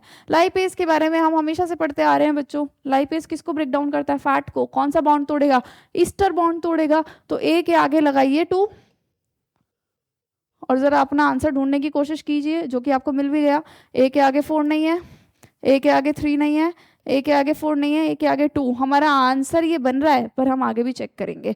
न्यूक्लियस किसको तोड़ेगा बच्चों, जो हमारे न्यूक्लियस किसको तोड़ता है, जैसे हमारा DNA है, RNA है, उनके अंदर कौन सा बॉन्ड होता है, फॉस्फोडाइस्टर बॉन्ड, ठीक है। तो जो न्यूक्लियस है ये किसको तोड़ेगा, फॉस्फोडाइस्टर बॉन्ड को। तो B के आगे क्या लगाएंगे हम, 4, ठीक है। तो A2B4। अब प्रोटीएज के बारे में बात करें तो ये प्रोटीएज किसको तोड़ता है बच्चों, जो हमारे पेप्टाइड बॉन्ड्स होते हैं प्रोटीन्स के बीच में, अमाइनो एसिड्स के बीच में जो बॉन्ड्स होते हैं, प्रोटीएज उसको तोड़ता है। तो C के आगे आप लगाएंगे 1। एंड देन अमाइलेज, अमाइलेज जो है ये कार्बोहाइड्रेट को डाइजेस्ट करता है, और कार्बोहाइड्रेट्स में मोनोसेकेराइड्स के बीच में कौन सा बॉन्ड होता है बच्चों, ग्लाइकोसिडिक बॉन्ड। तो यहाँ पे किसको तोड़ेगा, ये D3 को, राइट, 2 4 1 3, 2 4 1 3, सी आपका करेक्ट आंसर है। यानी कि आपको अगर एक भी इनमें से आता है, स्पेशली फर्स्ट वाला ही, तो ये आपको आपका आंसर मिल जा रहा है। ठीक है, तो ये क्वेश्चन कहाँ से आया है बच्चों? रेफरेंस दिया गया है एनसीईआरटी बायोमोलिक्यूल पेज नंबर 117 से। राइट, चलिए, ये question class 11th cell the fundamental unit of life उस चैप्टर से आया है। ठीक है, एक्सोनीम क्या होता है बच्चों? अगर हम सीलिया और फ्लैजेला का अल्ट्रा स्ट्रक्चर देखें तब हमें पता लगेगा कि उनका जो कोर होता है वो किसका बना होता है? कुछ माइक्रोट्यूब्यूल्स के स्टैंड का बना होता है, जो किस कैसा बना रहे होते हैं स्ट्रक्चर? एक्सोनीम। ठीक है, तो उसके कोर को हम बोलते हैं एक्सोनीम। तो ए के आगे लगाइए 2, और ए के आगे 2 लगाते ही आपके ये ऑप्शन गया और ये वाला ऑप्शन भी गया।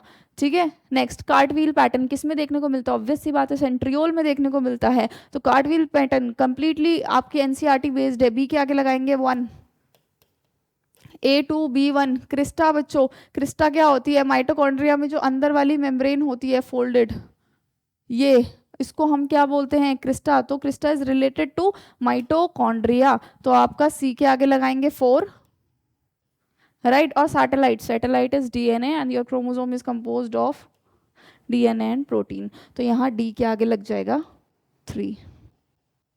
ढूंढ लीजिए, A2 B1 C4 D3, आपका ऑप्शन 4 यहाँ पे करेक्ट आंसर है। राइट, कहाँ से आया ये क्वेश्चन? Cell the unit of life से। राइट, चलिए बच्चों, नेक्स्ट क्वेश्चन। यहाँ पे भी ये जो क्वेश्चन है ये भी आपका कहाँ से आया है? सेल साइकिल एंड डिवीजन से आया है। अब देखो यहाँ पे क्या दिया हुआ है? प्रोफेज 1 की कुछ स्टेजेस दिए हैं और कौन कौन से इवेंट्स होते हैं वो दिए गए हैं। डायकाइनेसिस के बारे में अगर हम बात करें तो बच्चों, प्रोफेज 1 का जो लास्ट स्टेज होती है दैट इज डायकाइनेसिस। और इसमें क्या हो जाता है? जो भी आपका कायस्मेटा है उसकी टर्मिनलाइजेशन हो जाती है, मतलब पूरा का पूरा कंप्लीट टर्मिनलाइज होने लगता है वो। तो यहाँ पे देख लेते हैं, लिखा है कंप्लीशन ऑफ टर्मिनलाइजेशन ऑफ कायस्मेटा। तो ये ए का हो गया हमारा 2।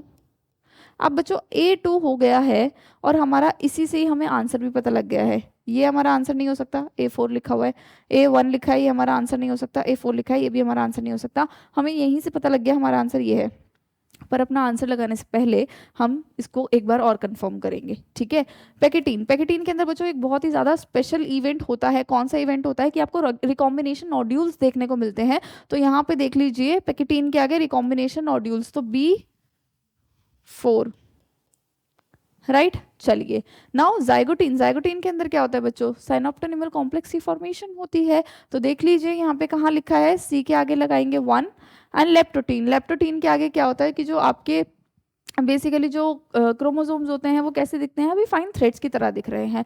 तो chromosome look like thin threads. तो आपका डी का हो जाएगा 3। A2 B4 C1 D3, check करिए, A2 B4 C1 D3, यही तो आंसर है आपका। कहाँ से आया है? ये प्रोफेज 1 से क्वेश्चन आया है, सेल साइकिल एंड डिवीजन से। राइट, ये पूरा पैराग्राफ। चलिए, नेक्स्ट क्वेश्चन,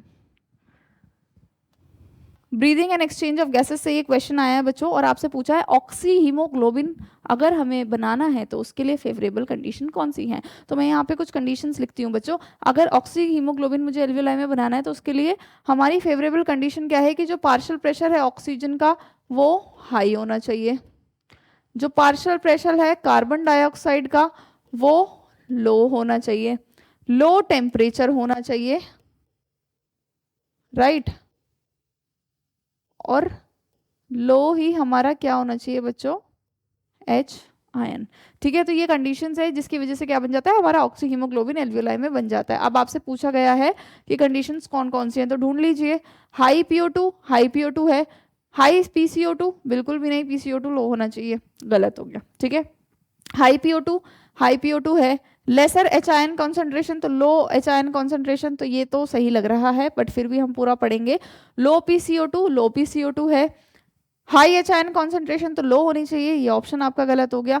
लो PCO2, तो लो PCO2 बिल्कुल है। हाई टेम्परेचर, तो बच्चों टेम्परेचर भी लो होना चाहिए। तो यहाँ पे आपका ऑप्शन सेकंड करेक्ट आंसर है। कहाँ से आया ये क्वेश्चन? जो आपका एक कर्व दिया गया है दैट इज सिग्मोइड कर्व, वहाँ से ये क्वेश्चन आपका आया है। जो ऑक्सी हीमोग्लोबिन का ऑक्सीजन डिसोसिएशन कर्व है, इस पैराग्राफ से क्वेश्चन आया है। ठीक है, रेफरेंस दिया हुआ है बच्चों, नेक्स्ट क्वेश्चन पे चलते हैं। फिर से एक मैच का क्वेश्चन आया है और एनिमल किंगडम से ये क्वेश्चन आया है। यहाँ पे आपको साइंटिफिक नेम दिए हैं और यहाँ पे आपको कुछ कॉमन नेम दिए हैं। टेरोफाइलम बच्चों, टेरोफाइलम किसको बोलते हैं? यहाँ पे एंजल फिश का कॉमन नेम, सॉरी टेरोफाइलम का कॉमन नेम क्या है? Angel fish. तो ए के आगे लगाइए 3। मिक्सिन क्या बोलते हैं उसको? हैग फिश। तो बी 1, प्रिस्टिस सॉफिश, सी 2 और एक्सोसीटस फ्लाइंग फिश। ठीक है, तो डी के आगे क्या लगाएंगे आप? 4।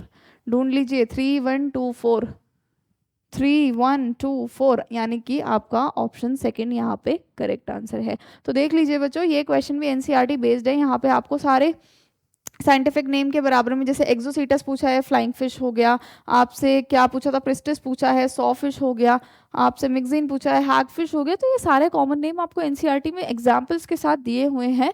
तो ये भी क्वेश्चन बहुत ईजी था, right. Next question, question number 30। ये क्वेश्चन कहाँ से आया बच्चों? फिर से match the following question, human health and disease से क्वेश्चन है। बहुत आसान ये क्वेश्चन है। कैसे? टाइफॉइड, टाइफॉइड किससे कॉज होता है पूछा गया है? Fungus, nematode, protozoa, bacteria. तो सिंपल सी बात है, जो टाइफॉइड होता है it is due to the अगर हम कंटामिनेटेड फूड एंड वाटर का इंटेक कर लेते हैं which is contaminated by Salmonella typhi, जो कि एक बैक्टीरिया है, तो हमें टाइफॉइड हो जाएगा। So typhoid is caused by a bacteria, right. तो यहाँ पे देख लीजिए A4, राइट। लगाते हैं अपना एक्सक्लूजन प्रिंसिपल। यहाँ पे हमें तो आंसर वैसे ही पता लग गया बच्चों, ए का 1 नहीं है, ए का 3 नहीं है, ए का 2 नहीं है, आंसर हमारा ये होने वाला है। ठीक है, पर फिर भी हम देखते हैं बच्चों, लिशमैनियासिस। तो लिशमैनिया क्या है? इट इज अ प्रोटोजोआ, तो प्रोटोजोआ है, तो यहाँ पे बी के आगे लगाइए 3। रिंगवॉर्म, रिंगवॉर्म किसकी वजह से होता है? Due to the infection of a fungus, किसी भी जीनस की, एपिडर्मोफाइटन, ट्राइकोफाइटन, ठीक है, इन सारी जीनस की फंगस से हमें रिंगवॉर्म हो जाता है। तो सी के आगे क्या लगाएंगे हम? 1। एंड फिलेरियासिस, फिलेरियासिस किसकी वजह से होता है बच्चों? फिलेरियासिस और elephantiasis is caused by a nematode, क्या नाम है उसका? Wuchereria bancrofti. तो डी के आगे आप क्या लगाएंगे बच्चों? सेकंड। ये हमारा ऑप्शन करेक्ट है। तो 4, बी का 3, सी का 1, डी का 2, आंसर क्या है हमारा? सेकंड। तो ये question human health and disease के मल्टीपल डिजीजेस से लेकर बनाया गया है, राइट। तो आप रेफरेंस के लिए देख सकते हैं, लाइक लिखा है ट्राइकोफाइटन, एपिडर्मोफाइटन, इनसे रिंगवॉर्म होता है। एलिफेंटियासिस या फिलेरियासिस एक वॉर्म से होता है, नेमाटोड से होता है। और साल्मोनेला टाइफाई जो है it is a bacteria that causes typhoid. ठीक है, next, this is a statement based question जो किससे आया है? बायोटेक्नोलॉजी से। तो यहाँ आपसे इनकरेक्ट स्टेटमेंट पूछे, तो पहले इसको मार्क कर लेते हैं, इनकरेक्ट पूछा है। अब किसके बारे में इनकरेक्ट पूछी है बात? तो यहाँ हम देख रहे हैं कि बायोरिएक्टर की बात हो रही है। तो बायोरिएक्टर क्या होते हैं बच्चों? वो लार्ज वेजल्स होते हैं जिसमें हम लोग बैक्टीरिया को कल्चर करते हैं ताकि हमें हमारा प्रोडक्ट मिल सके। तो देख लेते हैं, क्योंकि हमें अपना जो कल्चर है उसको इस तरीके से बेसिकली कल्चर करना है कि हम वहाँ से अपना मैक्सिमम प्रोडक्ट निकाल सके, तो इसीलिए बायोरिएक्टर में हम उनकी ज़रूरत की सारी चीज़ें देते हैं। सबसे पहले यहाँ लिखा है a bioreactor provide optimal growth and condition to achieving the maximum product. यही तो हमारी चाहत है, तो इसको हम यस कर देंगे। Most commonly used bioreactors are stirring type. Mentioned है एनसीईआरटी की प्योर लाइन है ये, कि आपका सबसे ज़्यादा यूज होने वाला, सबसे कॉमनली यूज होने वाला जो बायोरिएक्टर है वो कौन सा है? स्टिरिंग टाइप है। ये भी ठीक है। Bioreactor are use to produce small scale bacteria cultures. नहीं, हमें तो लार्ज स्केल पे बैक्टीरिया को उगाना होता है, उन्हें कल्चर करना होता है, इसीलिए हम बायोरिएक्टर्स का यूज करते हैं। तो ये लाइन तो बच्चों इनकरेक्ट हो गई है।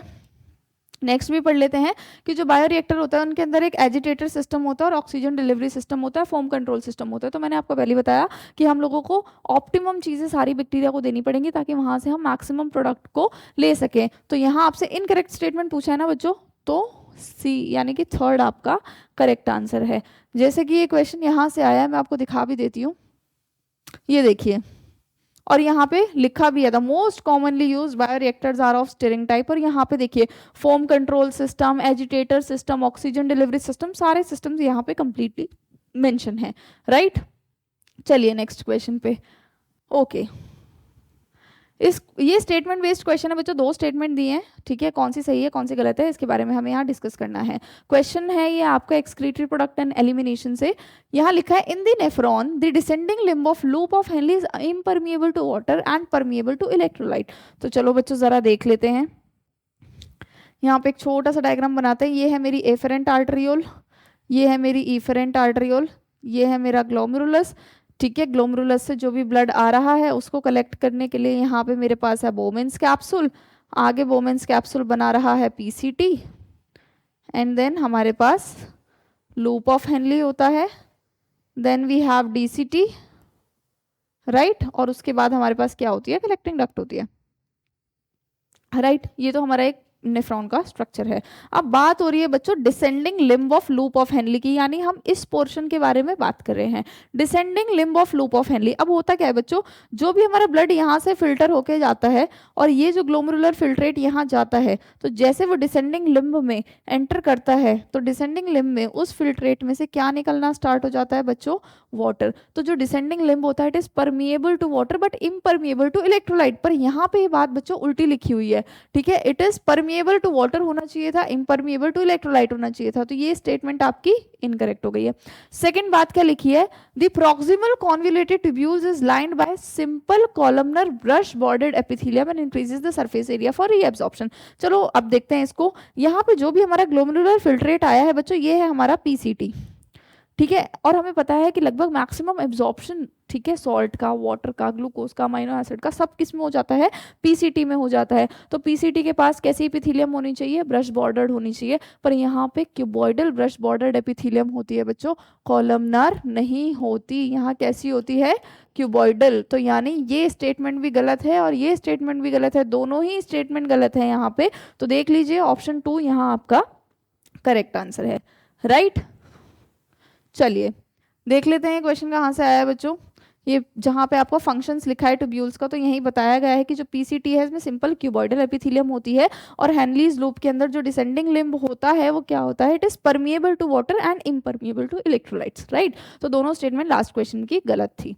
चलिए नेक्स्ट क्वेश्चन में यहाँ आपसे पूछा गया है, दो स्टेटमेंट दी हैं, ये ह्यूमन रिप्रोडक्शन से ये क्वेश्चन आया है, पूछा है द प्रेजेंस और absence of hymen is not a reliable indicator of virginity. बिल्कुल सही बात है, it is not a reliable indicator of virginity. Statement 2 बोल रही है the hymen is torn during the first intercourse only, तो ये ओनली की वजह से ये स्टेटमेंट गलत हो जाती है, because it can be present रह सकती है आफ्टर कोइटस, हो सकता है ड्यू टू विग्रस एक्सरसाइज और वॉट एवर रीजन, या वेजाइनल टैम्पॉन की वजह से भी वो रप्चर हो जाए या वो टॉर्न हो जाए, तो ये वाली स्टेटमेंट यहाँ इस रीजन से गलत हो जाती है। तो statement 1 is correct, statement 2 is incorrect. तो देख लीजिए आपका ऑप्शन 3 यहाँ करेक्ट आंसर है। कहाँ से लिया ये क्वेश्चन बच्चों, जहाँ आपका फीमेल रिप्रोडक्टिव सिस्टम पूरा का पूरा इलाबोरेट किया गया है, उसी के जस्ट लास्ट पैराग्राफ में जहाँ एक्सटर्नल जेनेटिलिया के बाद में कंप्लीट नोट दिया है, तो यहाँ से ये क्वेश्चन आया है, राइट। चलिए आप देखते हैं ये जो क्वेश्चन है, ये क्वेश्चन कहाँ से बना है, ये जो हमारा क्वेश्चन है बच्चों, ये जो breathing and exchange of gases है वहाँ से ये क्वेश्चन बना हुआ है। अब यहाँ पे क्या लिखा है, expiratory capacity, functional residual capacity, vital capacity, inspiratory capacity को आपको मैच करना है। किसे मैच करना है, यहाँ पे ये देखिए, एक्सपिरेटरी कैपेसिटी क्या होती है, कोई भी जो नॉर्मल इंडिविजुअल है वो कितनी एयर को एक्सपायर कर सकता है, यानी बाहर की तरफ छोड़ सकता है। तो टाइडल वॉल्यूम प्लस उसकी एक्सपिरेटरी रिजर्व वॉल्यूम, उसी को तो हम बोलेंगे उसकी एक्सपिरेटरी कैपेसिटी है। तो tidal volume plus expiratory reserve volume, that is option 2। सो ए के आगे आप क्या लगाएंगे, 2, ठीक है। अब आप देख सकते हैं ए के आगे 2 लगाते ही आपका ये गलत और ये गलत, ठीक है। नेक्स्ट है आपका functional residual capacity. Functional residual capacity क्या होता है कि आपने क्या कर दिया, एक्सपायर कर दिया, उसके बाद आपके लंग्स में कितनी एयर बची हुई है, that is the functional residual capacity. तो वो क्या हो जाएगी बच्चों, एक्सपिरेटरी रिजर्व वॉल्यूम जो कि आप और एक्सपायर कर सकते हो फोर्सफुली, और रेसिडुअल वॉल्यूम जो कि हमेशा लंग्स में बची रहती है। तो बी के आगे क्या लगाएंगे आप, 4। सो बी के आगे आप क्या लगाएंगे, 4। तो A2B4, A2B4 से हमें हमारा आंसर लगभग मिल चुका है, ठीक है। नेक्स्ट है हमारा वाइटल कैपेसिटी। तो वाइटल कैपेसिटी क्या होती है, आप फोर्सफुली एक्सपायर करने के बाद कितना इंस्पायर कर सकते हैं, so that is your vital capacity. It is the expiratory reserve volume, tidal volume plus inspiratory reserve volume, यानी कि आपने एक बार फोर्सफुली एक्सपायर किया, फोर्सफुली कितना इंस्पायर करोगे। तो सी के आगे क्या लगाएंगे हम, 1। And last is your inspiratory capacity कि आप कितना फोर्सफुली इंस्पायर कर सकते हो। तो जो टाइडल वॉल्यूम आप नॉर्मली इंस्पायर कर सकते हो प्लस आपकी इंस्पायरेटरी रिजर्व वॉल्यूम, तो यहाँ पे आ जाएगा आपका डी का 3, राइट, A2B4C1D3, A2B4C1D3 आपका ऑप्शन 1 यहाँ करेक्ट आंसर है। राइट, नेक्स्ट क्वेश्चन पे चलेंगे बच्चों। देख लीजिए, ये पूरा का पूरा जहाँ कैपेसिटी एंड वॉल्यूम्स डिस्कस है, ये क्वेश्चन वहीं से आया, फॉर्मूलाज भी दिए गए हैं। ठीक है, नेक्स्ट सेल डिवीजन से क्वेश्चन, और बहुत बहुत बहुत सिंपल क्वेश्चन है। क्या बोला है आपको, इनको सीक्वेंस में सिर्फ अरेंज करना है कि पहली स्टेज कौन सी होती है, दूसरी स्टेज कौन सी होती है, बस। तो हमें सबसे पहले पता ही है कि हमारी सबसे पहली स्टेज कौन सी होती है बच्चों। सबसे पहले G1 फेज आता है, तो मैं लिख सकती हूँ यहाँ पे गैप 1। उसके बाद क्या होता है, DNA एंड ऑल, ये सारी चीज़ें रेप्लिकेट होती हैं। कौन से फेज में होती हैं बच्चों, S फेज में। फिर S फेज के बाद कौन सा फेज आता है आपका, G2 फेज। और G2 फेज के बाद क्या हो जाती है आपकी, न्यूक्लियस डिवाइड हो जाता है, दैट इज कैरियोकाइनेसिस। राइट, और कैरियोकाइनेसिस के बाद क्या होता है, जब आपका न्यूक्लियस डिवाइड हो जाता है उसके बाद क्या होता है, साइटोप्लाज्म डिवाइड होता है, देन साइटोकाइनेसिस। राइट, तो gap 1 S phase, G2 karyokinesis, cytokinesis. ठीक है, अब यहाँ पे हम देख लेते हैं गैप 1 कौन से नंबर पे है, E, S फेज यानी synthetic phase C, gap 2 A, karyokinesis D, and cytokinesis is your B। तो आपका जो करेक्ट सीक्वेंस है, it is ECADB, ECADB, that is option 4, ECADB। ठीक है, सेल साइकिल एंड डिवीजन का ये क्वेश्चन है। ओके, चलिए बच्चों, नेक्स्ट फिर से सेल यूनिट से ही एक क्वेश्चन और आया है, इसको डिस्कस कर लेते हैं। यहाँ पे दो स्टेटमेंट दी गई हैं, माइटोकॉन्ड्रिया और क्लोरोप्लास्ट के बारे में बात की गई है कि क्या उन दोनों के पास डबल मेम्ब्रेन होती है। तो बच्चों, अगर हम पूरी सेल के बारे में बात करें तो न्यूक्लियस, माइटोकॉन्ड्रिया, क्लोरोप्लास्ट, ये तीन ऐसे ऑर्गेनल हैं जिसके पास डबल मेम्ब्रेन होती है। ठीक है, तो फर्स्ट स्टेटमेंट जो है वो कैसी है आपकी, सही है। सेकेंड स्टेटमेंट में क्या लिखा है, inner membrane of mitochondria is relatively less permeable as compare to chloroplast. तो ये बात तो बिल्कुल गलत हो गई बच्चों। तो फर्स्ट स्टेटमेंट आपकी करेक्ट है and second statement is incorrect. तो देख लीजिए, first statement is correct, second statement is incorrect, यानी आपका ऑप्शन 3 यहाँ पे करेक्ट आंसर है।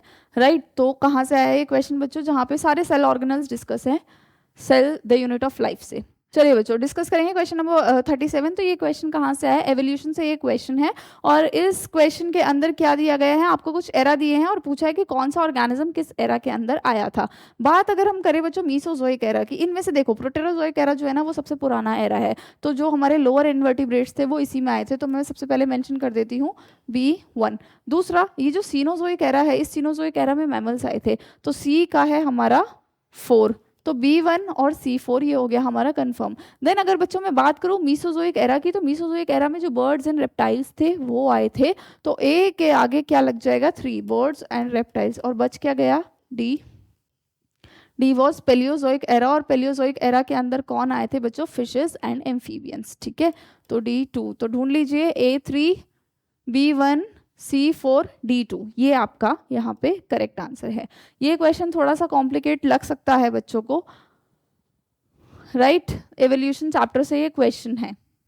नेक्स्ट, इकोलॉजी का क्वेश्चन आया है, दो स्टेटमेंट दी गई हैं। पहली स्टेटमेंट बोलती है Gauss competitive exclusion principle states that, ये बता रही है कि वो प्रिंसिपल क्या कहता है, closely related species competing for different resources can not exist इनडिफिनेटली। बच्चों, जो गॉस ने अपना कॉम्पिटिटिव प्रिंसिपल दिया था वो उसने ऐसी स्पीशीज पे दिया था जो कि सेम रिसोर्स के लिए लड़ रही थी। अगर किसी के रिसोर्सेज ही अलग अलग होंगे तो कंपटीशन तो होगा ही नहीं ना। तो जो गॉस ने प्रिंसिपल दिया था वो सेम रिसोर्स के लिए दिया था, डिफरेंट रिसोर्सेज के लिए दिया ही नहीं था। ठीक है, और किसी के अगर रिसोर्सेज से डिफरेंस है तो फिर कंपटीशन तो कोई है ही नहीं। ठीक है, तो स्टेटमेंट फर्स्ट तो आपकी गलत हो गई है। सेकंड पे चलते हैं। According to the Gause principle during competition, यानी कंपटीशन के दौरान जो इंफीरियर स्पीशीज होती है वो एलिमिनेट हो जाती है। तो ऑब्वियस ही बात है बच्चों, अगर कंपटीशन हो रहा है, एक आपके पास सुपीरियर स्पीशीज है, एक आपके पास इंफीरियर स्पीशीज है, तो सुपीरियर स्पीशीज जो है वो सारे रिसोर्सेज को बेटर ऑक्यूपाई करेगी और जो इंफीरियर स्पीशीज है वो एलिमिनेट हो जाएगी। तो यहाँ पे ये तब होगा जब आपके पास रिसोर्स लिमिटिंग होनी चाहिए, तभी तो कंपटीशन होगा। अगर आपके पास इनडेफिनाइट रिसोर्सेज है तो कंपटीशन की बात ही नहीं है। तो statement 2 is correct and statement 1 is incorrect. तो यहाँ पे देख लीजिए, statement 2 is correct, statement 1 is incorrect. ठीक है, तो ऑप्शन 4 यहाँ पे आपका करेक्ट आंसर है। इकोलॉजी के गॉस कंपटीशन से ही क्वेश्चन आया है। यहाँ पे आप रेफरेंस देख सकते हैं ऑर्गेनिजम्स एंड पॉपुलेशन से, राइट। चलिए बच्चों, ये जो क्वेश्चन है स्ट्रक्चरल ऑर्गेनाइजेशन इन एनिमल्स से आया है और बहुत बेसिक क्वेश्चन है। ये पुरानी क्लासेस की नॉलेज से भी किया जा सकता है, जैसा कि हम क्लास 9th में भी पढ़ते हैं। यूनिसेल्युलर ग्लैंडुलर एपिथेलियम कौन सी होती है? गॉबलेट सेल्स, जो कि क्या सिक्रीट करती हैं? Mucus, right. तो a goblet cells of the alimentary canal, तो ए के आगे क्या लगाएंगे आप? 3। और बच्चों ए के आगे 3 लगाते ही आपको आपका आंसर भी मिल गया। A2 है ही नहीं, A4 है नहीं, A2 नहीं है, 3 ऑप्शन आपका करेक्ट बनने जा रहा है। बट हम आगे भी देखेंगे। जो कंपाउंड एपिथेलियम है बच्चों कहाँ पे मिलती है? तो हमने पढ़ा है कि जो हमारा मॉइस्ट सरफेस होता है बकल कैविटी का, वहाँ क्या मिलती है आपको? कंपाउंड एपिथेलियम, ठीक है। तो बी के आगे क्या लगा देंगे? 4। नेक्स्ट है आपका मल्टी सेल्यूलर ग्लैंडुलर एपिथेलियम। तो मल्टी सेल्यूलर ग्लैंडुलर एपिथेलियम कहाँ मिलती है आपको? सलाइवरी ग्लैंड्स में, है ना। वहाँ पे क्या बना रही है? वो सलाइवा बना रही है। तो सी के आगे क्या लगाएंगे आप? 1। एंड बात आती है एंडोक्राइन ग्लैंडुलर एपिथेलियम की। सो ऑब्वियस सी बात है, नाम से पता लग रहा है। पेनक्रियास वैसे भी हमारा हेट्रोक्राइन ग्लैंड होता है, it has both the exo and endo part. तो जो एंडोक्राइन एपिथेलियम है वो आपको कहाँ मिलेगी? पेनक्रियास में। सो D2। तो जो ऑप्शन हमने सेलेक्ट किया था उसमें अपने आंसर्स देख लेते हैं। A3, B4, C1, D2, यानी कि ऑप्शन 3 आपका यहाँ पे करेक्ट आंसर है, राइट। चलिए बच्चों, पुरानी एनसीईआरटी से क्वेश्चन है। ओके, ये क्वेश्चन आया है कॉकरोच का और बहुत ही ज्यादा सिंपल क्वेश्चन है। मैच दी फॉलोइंग का क्वेश्चन है, ठीक है। एक बार हम इसको डिस्कस कर लेते हैं, फिर मैं आपको पिक्चर में भी दिखा दूंगी। लिखा है the structure use for storing food. तो जो कॉकरोच खाना खाता है वो कहाँ स्टोर होता है? उसकी क्रॉप में। क्रॉप क्या होती है अभी हम बात करेंगे, या मैं दिखा भी देती हूँ आपको। तो लाइक इधर देखिए, ये तो जो भी आपका कॉकरोच उसने खाना खाया वो खाना यहाँ पे स्टोर होता है क्रॉप में। उसके बाद गिजार्ड में जो खाना होता है वो चर्न होता है। और आपका ये हिपैटिक सीके 6 से 8 लगभग ये हिपैटिक सीके होते हैं, या गैस्ट्रिक सीके भी इनको बोलते हैं। और ये कहाँ होते हैं? फोरगट और मिडगट के बीच में। साथ ही साथ ये मिडगट है, ये हाइंडगट है, और इन दोनों के बीच में क्या है? आपको ये 100 से 150 मालपिगियन ट्यूब्यूल्स मिल जाएंगी। और इतने कॉन्सेप्ट से हम इस क्वेश्चन को सॉल्व कर सकते हैं, राइट। पूछा है यहाँ structure use for storing food, मैंने अभी बताया क्रॉप। सो A4, राइट। नेक्स्ट पूछा है ring of 6 to 8 blind tubules at the junction of foregut and midgut. तो अभी बताया था मैंने ब्लाइंड ट्यूब्यूल्स फोरगट और मिडगट के बीच में, हिपैटिक सीके, गैस्ट्रिक सीके। तो यहाँ बी के आगे क्या लगाएंगे आप? 2, राइट। रिंग ऑफ 100 से 150 yellow coloured thin filament midgut hindgut के जंक्शन पे क्या बोला था मैंने? मालपिगियन ट्यूब्यूल्स होते हैं। सी के आगे लगाएंगे आप 3। And D the structure for grinding the food, grinding के लिए गिजार्ड। तो डी के आगे क्या लगाएंगे?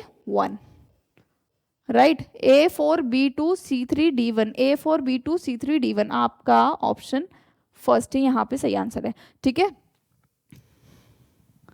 तो यहाँ पे इसकी थ्योरी भी दे रखी है बच्चों, और यहाँ पे वैसे ये डायग्राम से भी क्वेश्चन बहुत आसानी से सॉल्व हो जाएगा, राइट। चलिए बच्चों, नेक्स्ट क्वेश्चन पे ये है हमारा जो एक्सक्रीशन वाला चैप्टर है, उससे एक क्वेश्चन आया है क्लास 11 से।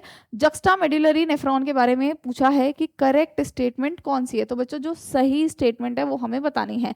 तो juxta medullary nephrons are located in the columns of Bertini. Renal corpuscle of juxta medullary nephron lie on the outer portion of the renal medulla. Loop of Henle of juxta medullary nephron runs deep into the medulla, या फिर juxta medullary nephron outnumber the cortical nephron. अब मेरी बात सुनो बच्चों, मैं यहाँ एक किडनी का डायग्राम बनाती हूँ छोटा सा, ठीक। मैं यहाँ पे कुछ रीनल पिरामिड्स भी बना रही हूँ।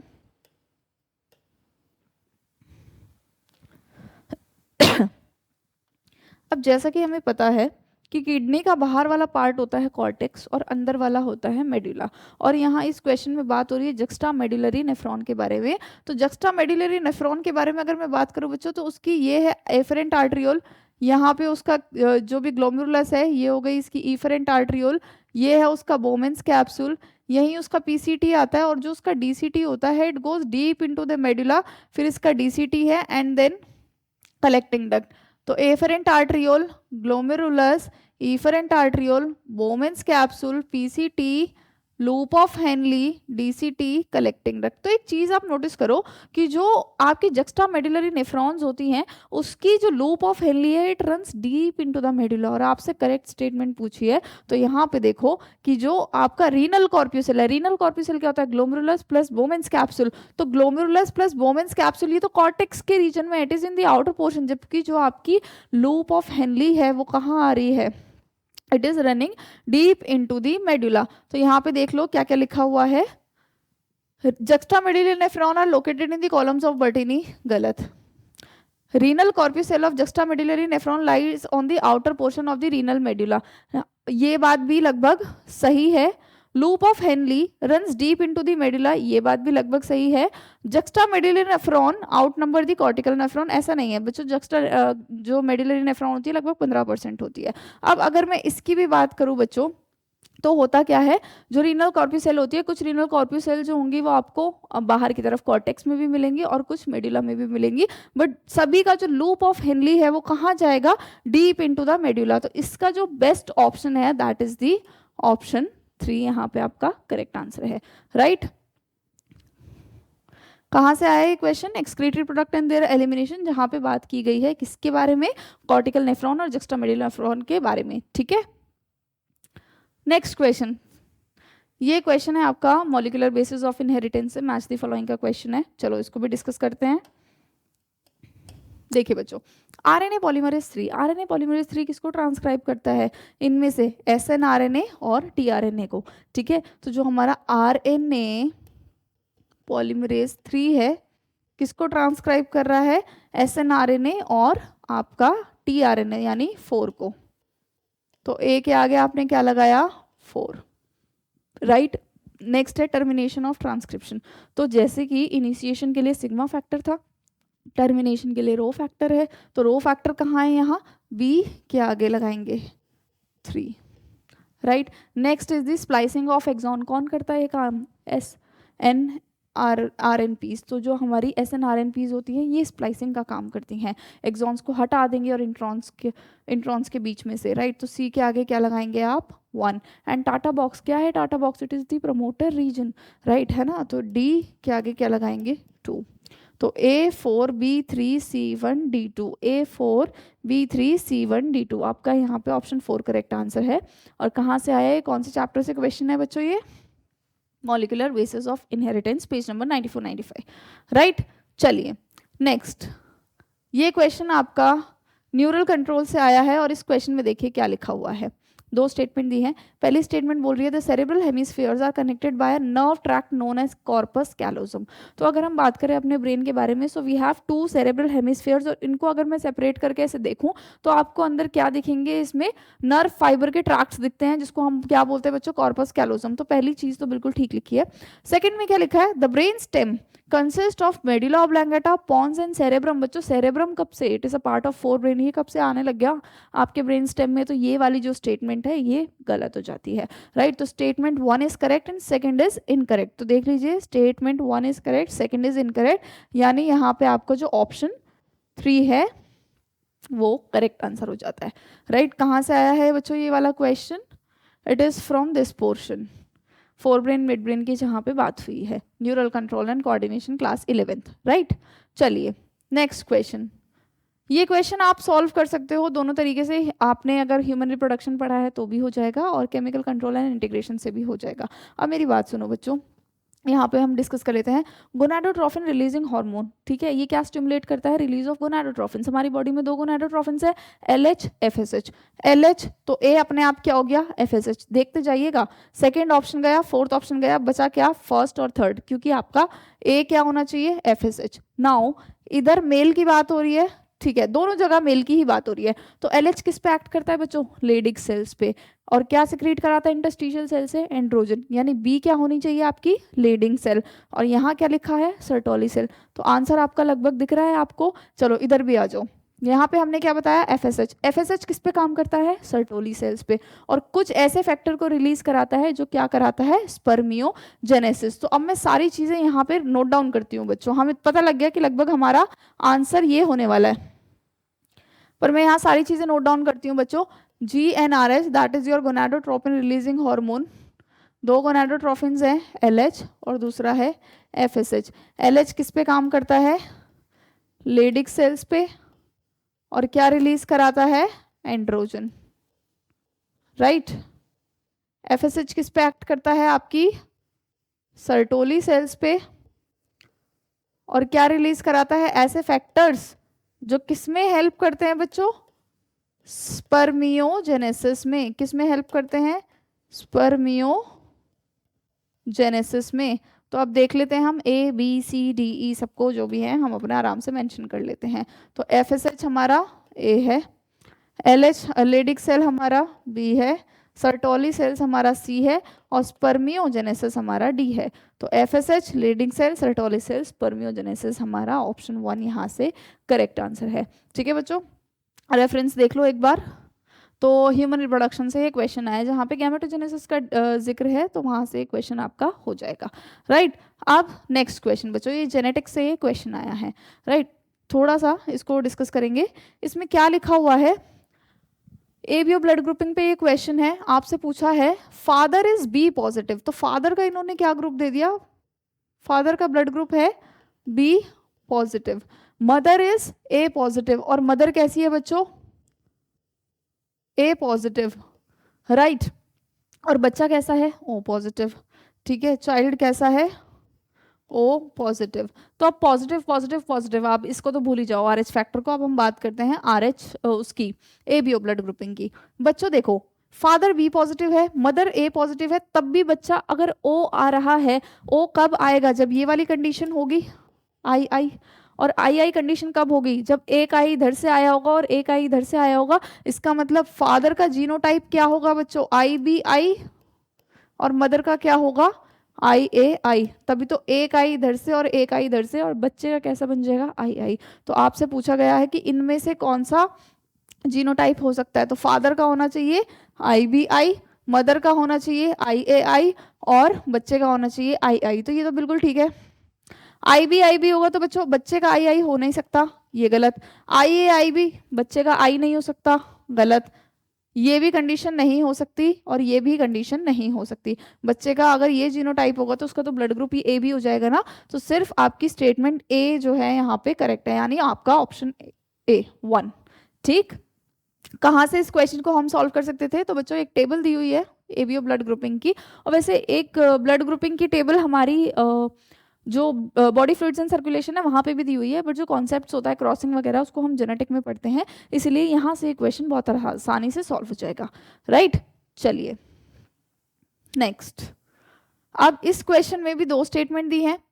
पहली स्टेटमेंट क्या बोल रही है? Bone marrow is the main lymphoid organ. सही बात है, जहाँ पे जितनी भी ब्लड सेल्स होती हैं इंक्लूडिंग लिम्फोसाइट्स आर प्रोड्यूस। तो हमें पता है कि जो बोन मैरो है अडल्ट में, इट इज द साइट जहाँ पे क्या बनती है? सभी ब्लड सेल्स बनती हैं। स्टेटमेंट 2 क्या लिख रही है? Both bone marrow and thymus provide micro environment for the development and maturation of T lymphocytes. तो अब इस चीज को समझो बच्चों, पहली स्टेटमेंट तो एकदम करेक्ट है।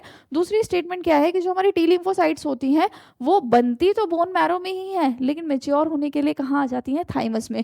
तभी तो उनका नाम टी लिम्फोसाइट है, टी स्टैंड्स फॉर थाइमस। तो पहली दूसरी स्टेटमेंट दोनों एकदम सही है। So both the statements are correct, यानी आपका ऑप्शन 1 वाला करेक्ट आंसर है, राइट। और ये कहाँ से आया क्वेश्चन?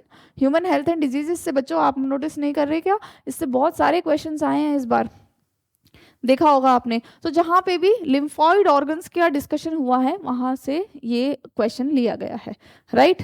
चलिए तो अगले क्वेश्चन पे चलते हैं, क्वेश्चन नंबर 47। ये क्वेश्चन आपका बायोमोलिक्यूल से आया है, क्लास 11th, ठीक है। और यहाँ पे किसके बारे में बात हो रही है? एंजाइम और सबस्ट्रेट के बारे में बात हो रही है। सीक्वेंस बताना है आपको कि क्या होता है। तो वेरी सिंपल क्वेश्चन, इसके अंदर क्या होगा? सबसे पहले तो सबस्ट्रेट किससे बाइंड करेगा? एंजाइम की एक्टिव साइट से। तो देख लीजिए सबसे पहले वाला स्टेप कौन सा होगा? ई। तो ई में ही देख लीजिए आपके पास दो ऑप्शन है, या तो ये या तो ये दो तो हमने ऑप्शन ही एक्सक्लूड कर दिए, ठीक है। जब आपका सबस्ट्रेट एक्टिव साइट से बाइंड हो जाएगा एंजाइम की, तो एंजाइम और सबस्ट्रेट का एक कॉम्प्लेक्स बन जाएगा। तो इसके बाद क्या बन जाएगा बच्चों? एंजाइम सबस्ट्रेट का कॉम्प्लेक्स, यानी ई के बाद क्या आ जाएगा? ए। यहाँ से आपने ये वाला ऑप्शन भी एक्सक्लूड कर दिया। अब इसको हम चेक कर लेते हैं बच्चों, ठीक है। आपका एंजाइम सबस्ट्रेट का कॉम्प्लेक्स बन गया, उसके बाद लिखा है जो केमिकल बॉन्ड सबस्ट्रेट के ऑब्वियस सी बात है वो ब्रोक होंगे और आपका नया प्रोडक्ट बनेगा, और प्रोडक्ट बनने के बाद वो प्रोडक्ट रिलीज हो जाएगा और उसके बाद एंजाइम वापस से खाली हो जाएगा और वो जो एंजाइम है it will be ready to bind with the another substrate. तो यहाँ पे क्या आ जाएगा आपका EADCB, that is your first option. Right, कहाँ से क्वेश्चन आया है ये, जहाँ पे एंजाइम्स की बात की गई है आपके बायोमोलिक्यूल्स से। Right, next question, very interesting question बच्चों, ECG का क्वेश्चन है, ठीक है, हमेशा ही आता है ये क्वेश्चन हर साल लगभग। अब यहाँ पे कुछ वेव्स दी है, P wave, QRS, T wave, T gap, क्या होगा? देखो P वेव में क्या होता है, आपको मैं यहाँ से भी समझा सकती हूँ। ये हमारे पास ECG है पूरा, ये जो P वेव आई है इसमें क्या होता है, जो आपका एट्रियम होता है वो कॉन्ट्रैक्ट होना स्टार्ट हो जाता है, तो यहाँ पे मैं लिख सकती हूँ it is the depolarization of atrium. QRS, ये जो कॉम्प्लेक्स बना है इसमें क्या होता है, डीपोलराइजेशन ऑफ वेंट्रिकल्स और वेंट्रिकल्स कॉन्ट्रैक्ट होते हैं। राइट, T वेव में क्या होता है, वेंट्रिकल्स रिलैक्स होते हैं। तो ये सारी चीज़ें यहाँ लिखी हुई हैं कि जो P वेव होता है उसके अंदर डीपोलराइजेशन हो रहा है एट्रिया का, QRS कॉम्प्लेक्स में डीपोलराइजेशन हो रहा है वेंट्रिकल्स का, और T वेव के अंदर जो है वो रीपोलराइजेशन हो रहा है, यानी कि वो अपनी नॉर्मल स्टेट पे वापस आ रही है। तो चलो अपने क्वेश्चन पे चलते हैं दोबारा। देखिए P वेव में मैंने क्या बताया, डीपोलराइजेशन ऑफ एट्रिया, तो A के आगे लगाया हमने 3, 1 2 3, A के आगे 3 लगाते ही आपको आपका आंसर भी मिल गया बच्चों, ये रहा, हटा देते हैं इसको ही, बस अब तो हम मैच ही करेंगे। B2, QRS कॉम्प्लेक्स में मैंने क्या होता है, डीपोलराइजेशन ऑफ वेंट्रिकल्स, तो बिल्कुल B के आगे 2 आएगा। फिर क्या है, C, T वेव क्या बताती है, वापस से वेंट्रिकल्स जो है वो रिलैक्स कर रहे हैं, रीपोलराइजेशन, तो C के आगे क्या आ जाएगा 4। और जो आपका TP गैप है, TP गैप जो होता है उसके अंदर आपकी इलेक्ट्रिकल साइलेंस होती हैं हार्ट की मसल्स, ठीक है, तो D के आगे आपका 1 आ जाएगा। तो A3, B2, C4, D1, यानी ऑप्शन 2 यहाँ पे आपका सही आंसर है। राइट बच्चों, चलिए, now this question is from the class 11th chemical control and integration. यहाँ पे बहुत सारे डिसऑर्डर्स लिखे हैं और पूछा है कि कौन से हार्मोन्स के ज़्यादा या कम निकलने से वो डिसऑर्डर हो रहे हैं। एक्सोफ्थैल्मिक गोइटर, एक्सोफ्थैल्मिक गोइटर के बारे में अगर बच्चों हम लोग बात करें तो किसकी वजह से होता है, जब थायराइड हार्मोन की ज़्यादा सिक्रीशंस हो जाती हैं जिसकी वजह से, ऑफ्थैल्मिक वर्ड आ गया ना, तो it is somewhat related to eye, तो ऐसे जो पेशेंट होते हैं उनकी आंखें ना बहुत प्रोट्रूड कर जाती हैं, बाहर की तरफ आ जाती हैं, तो देख लीजिए excessive secretion of thyroid hormones and आंखों के बारे में भी लिखा है, प्रोट्रूडिंग आई बॉल्स, तो it is the characteristic feature of the exophthalmic goitre. तो A3 देख लीजिए, आपका ये ऑप्शन करेक्ट हो सकता है या ये ऑप्शन करेक्ट हो सकता है, ये यहाँ से ही एक्सक्लूड हो गए। ठीक है बच्चों, एक्रोमेगली, एक्रोमेगली क्या होता है, अडल्ट्स में अगर ग्रोथ हार्मोन की ज़्यादा सिक्रीशन होने लग जाए तो उसकी वजह से एक्रोमेगली हो जाती है, so it is due to the excessive secretion of growth hormone. तो B का क्या लगाएंगे आप, 4।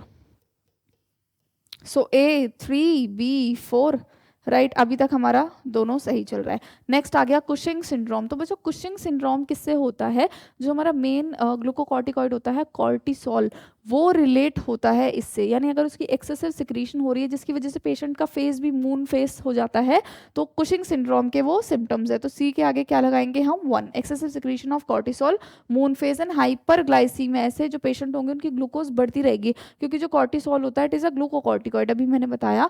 तो C के आगे आप क्या लगा रहे हैं, C के आगे आप लगाएंगे कुशिंग सिंड्रोम 1, राइट। अब D, क्रेटिनिज्म, क्रेटिनिज्म क्या होता है कि अगर थायराइड हार्मोन प्रेगनेंसी के टाइम पे अगर कम हो जाए तो जो बच्चे होते हैं उनके अंदर क्या होती है, मेंटल रिटार्डेशन, स्टंटेड ग्रोथ, तो ये सारे फीचर्स देखने को मिलते हैं। So hyposecretion of thyroid hormone and stunted growth, तो डी के आगे क्या लग जाएगा, 2। A3B4C1D2, A3B4C1D2, यानी यहाँ पे आपका ऑप्शन 4 करेक्ट आंसर है। राइट बच्चों, कहाँ से आया ये क्वेश्चन, अलग अलग सेक्शंस में से आया है, चैप्टर है आपका केमिकल कंट्रोल एंड इंटीग्रेशन, और सारे डिसऑर्डर्स एनसीईआरटी में कंप्लीटली मेंशन है। राइट, चलिए लास्ट क्वेश्चन है हमारा, आपको कुछ स्टेटमेंट दी गई हैं अबाउट नॉन कॉर्डेट्स, ठीक है, कुछ स्टेटमेंट दी गई हैं, इनमें से आपको बताना है कि नॉन कॉर्डेट्स की कौन सी हैं। Like pharynx is perforated bye gill slits, बच्चों ये तो कॉर्डेट का फीचर है, किसका फीचर है, कॉर्डेट्स का। नेक्स्ट नोटोकॉर्ड इज एब्सेंट, तभी तो वो क्या है, तभी तो वो नॉन कॉर्डेट है, नोटोकॉर्ड एब्सेंट है, तो ये वाला तो सही है। Central nervous system is dorsal, हमारा सेंट्रल नर्वस सिस्टम डॉर्सल होता है, इन लोगों का वेंट्रल होता है, तो यहाँ पे गलत।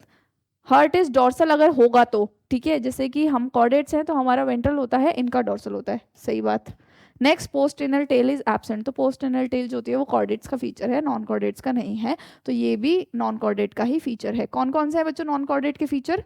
बी डी ई, देख लीजिए ऑप्शन बी डी ई, यानी कि ऑप्शन 3 यहाँ पे करेक्ट आंसर है। और ये है भी कहाँ पे बच्चों? एनिमल किंगडम में आपने एक टेबल देखी होगी जिसमें कंपैरिजन किया हुआ है बिटवीन द कॉर्डेट्स और नॉन कॉर्डेट्स, तो यहीं से इस क्वेश्चन को बनाया गया है, राइट। तो इसी तरीके से हमने जितने भी क्वेश्चंस हैं वो सारे लगभग डिस्कस कर लिए हैं, और हमने देखा कि मोस्ट ऑफ द क्वेश्चन या तो मैच टाइप आए हैं, ह्यूमन हेल्थ एंड डिजीज से बहुत क्वेश्चन आए हैं, और अगर आपको मैच का एक भी कॉलम आ रहा है तो आप क्वेश्चन कर पाते, ठीक है, ट्रायल मेथड से भी हो रहा था ये। बट एक चीज़ हमें ध्यान देनी है बच्चों की, most of the questions are from the NCERT only. सिर्फ एक हमारा क्वेश्चन था जिसमें ऑटो इम्यून डिसऑर्डर्स में SL ली, सिर्फ वो ऑप्शन आउट ऑफ एनसीईआरटी था, उसके अलावा सब कुछ एनसीईआरटी से था। आई होप ये वीडियो आपको हेल्प करेगी। Thank you.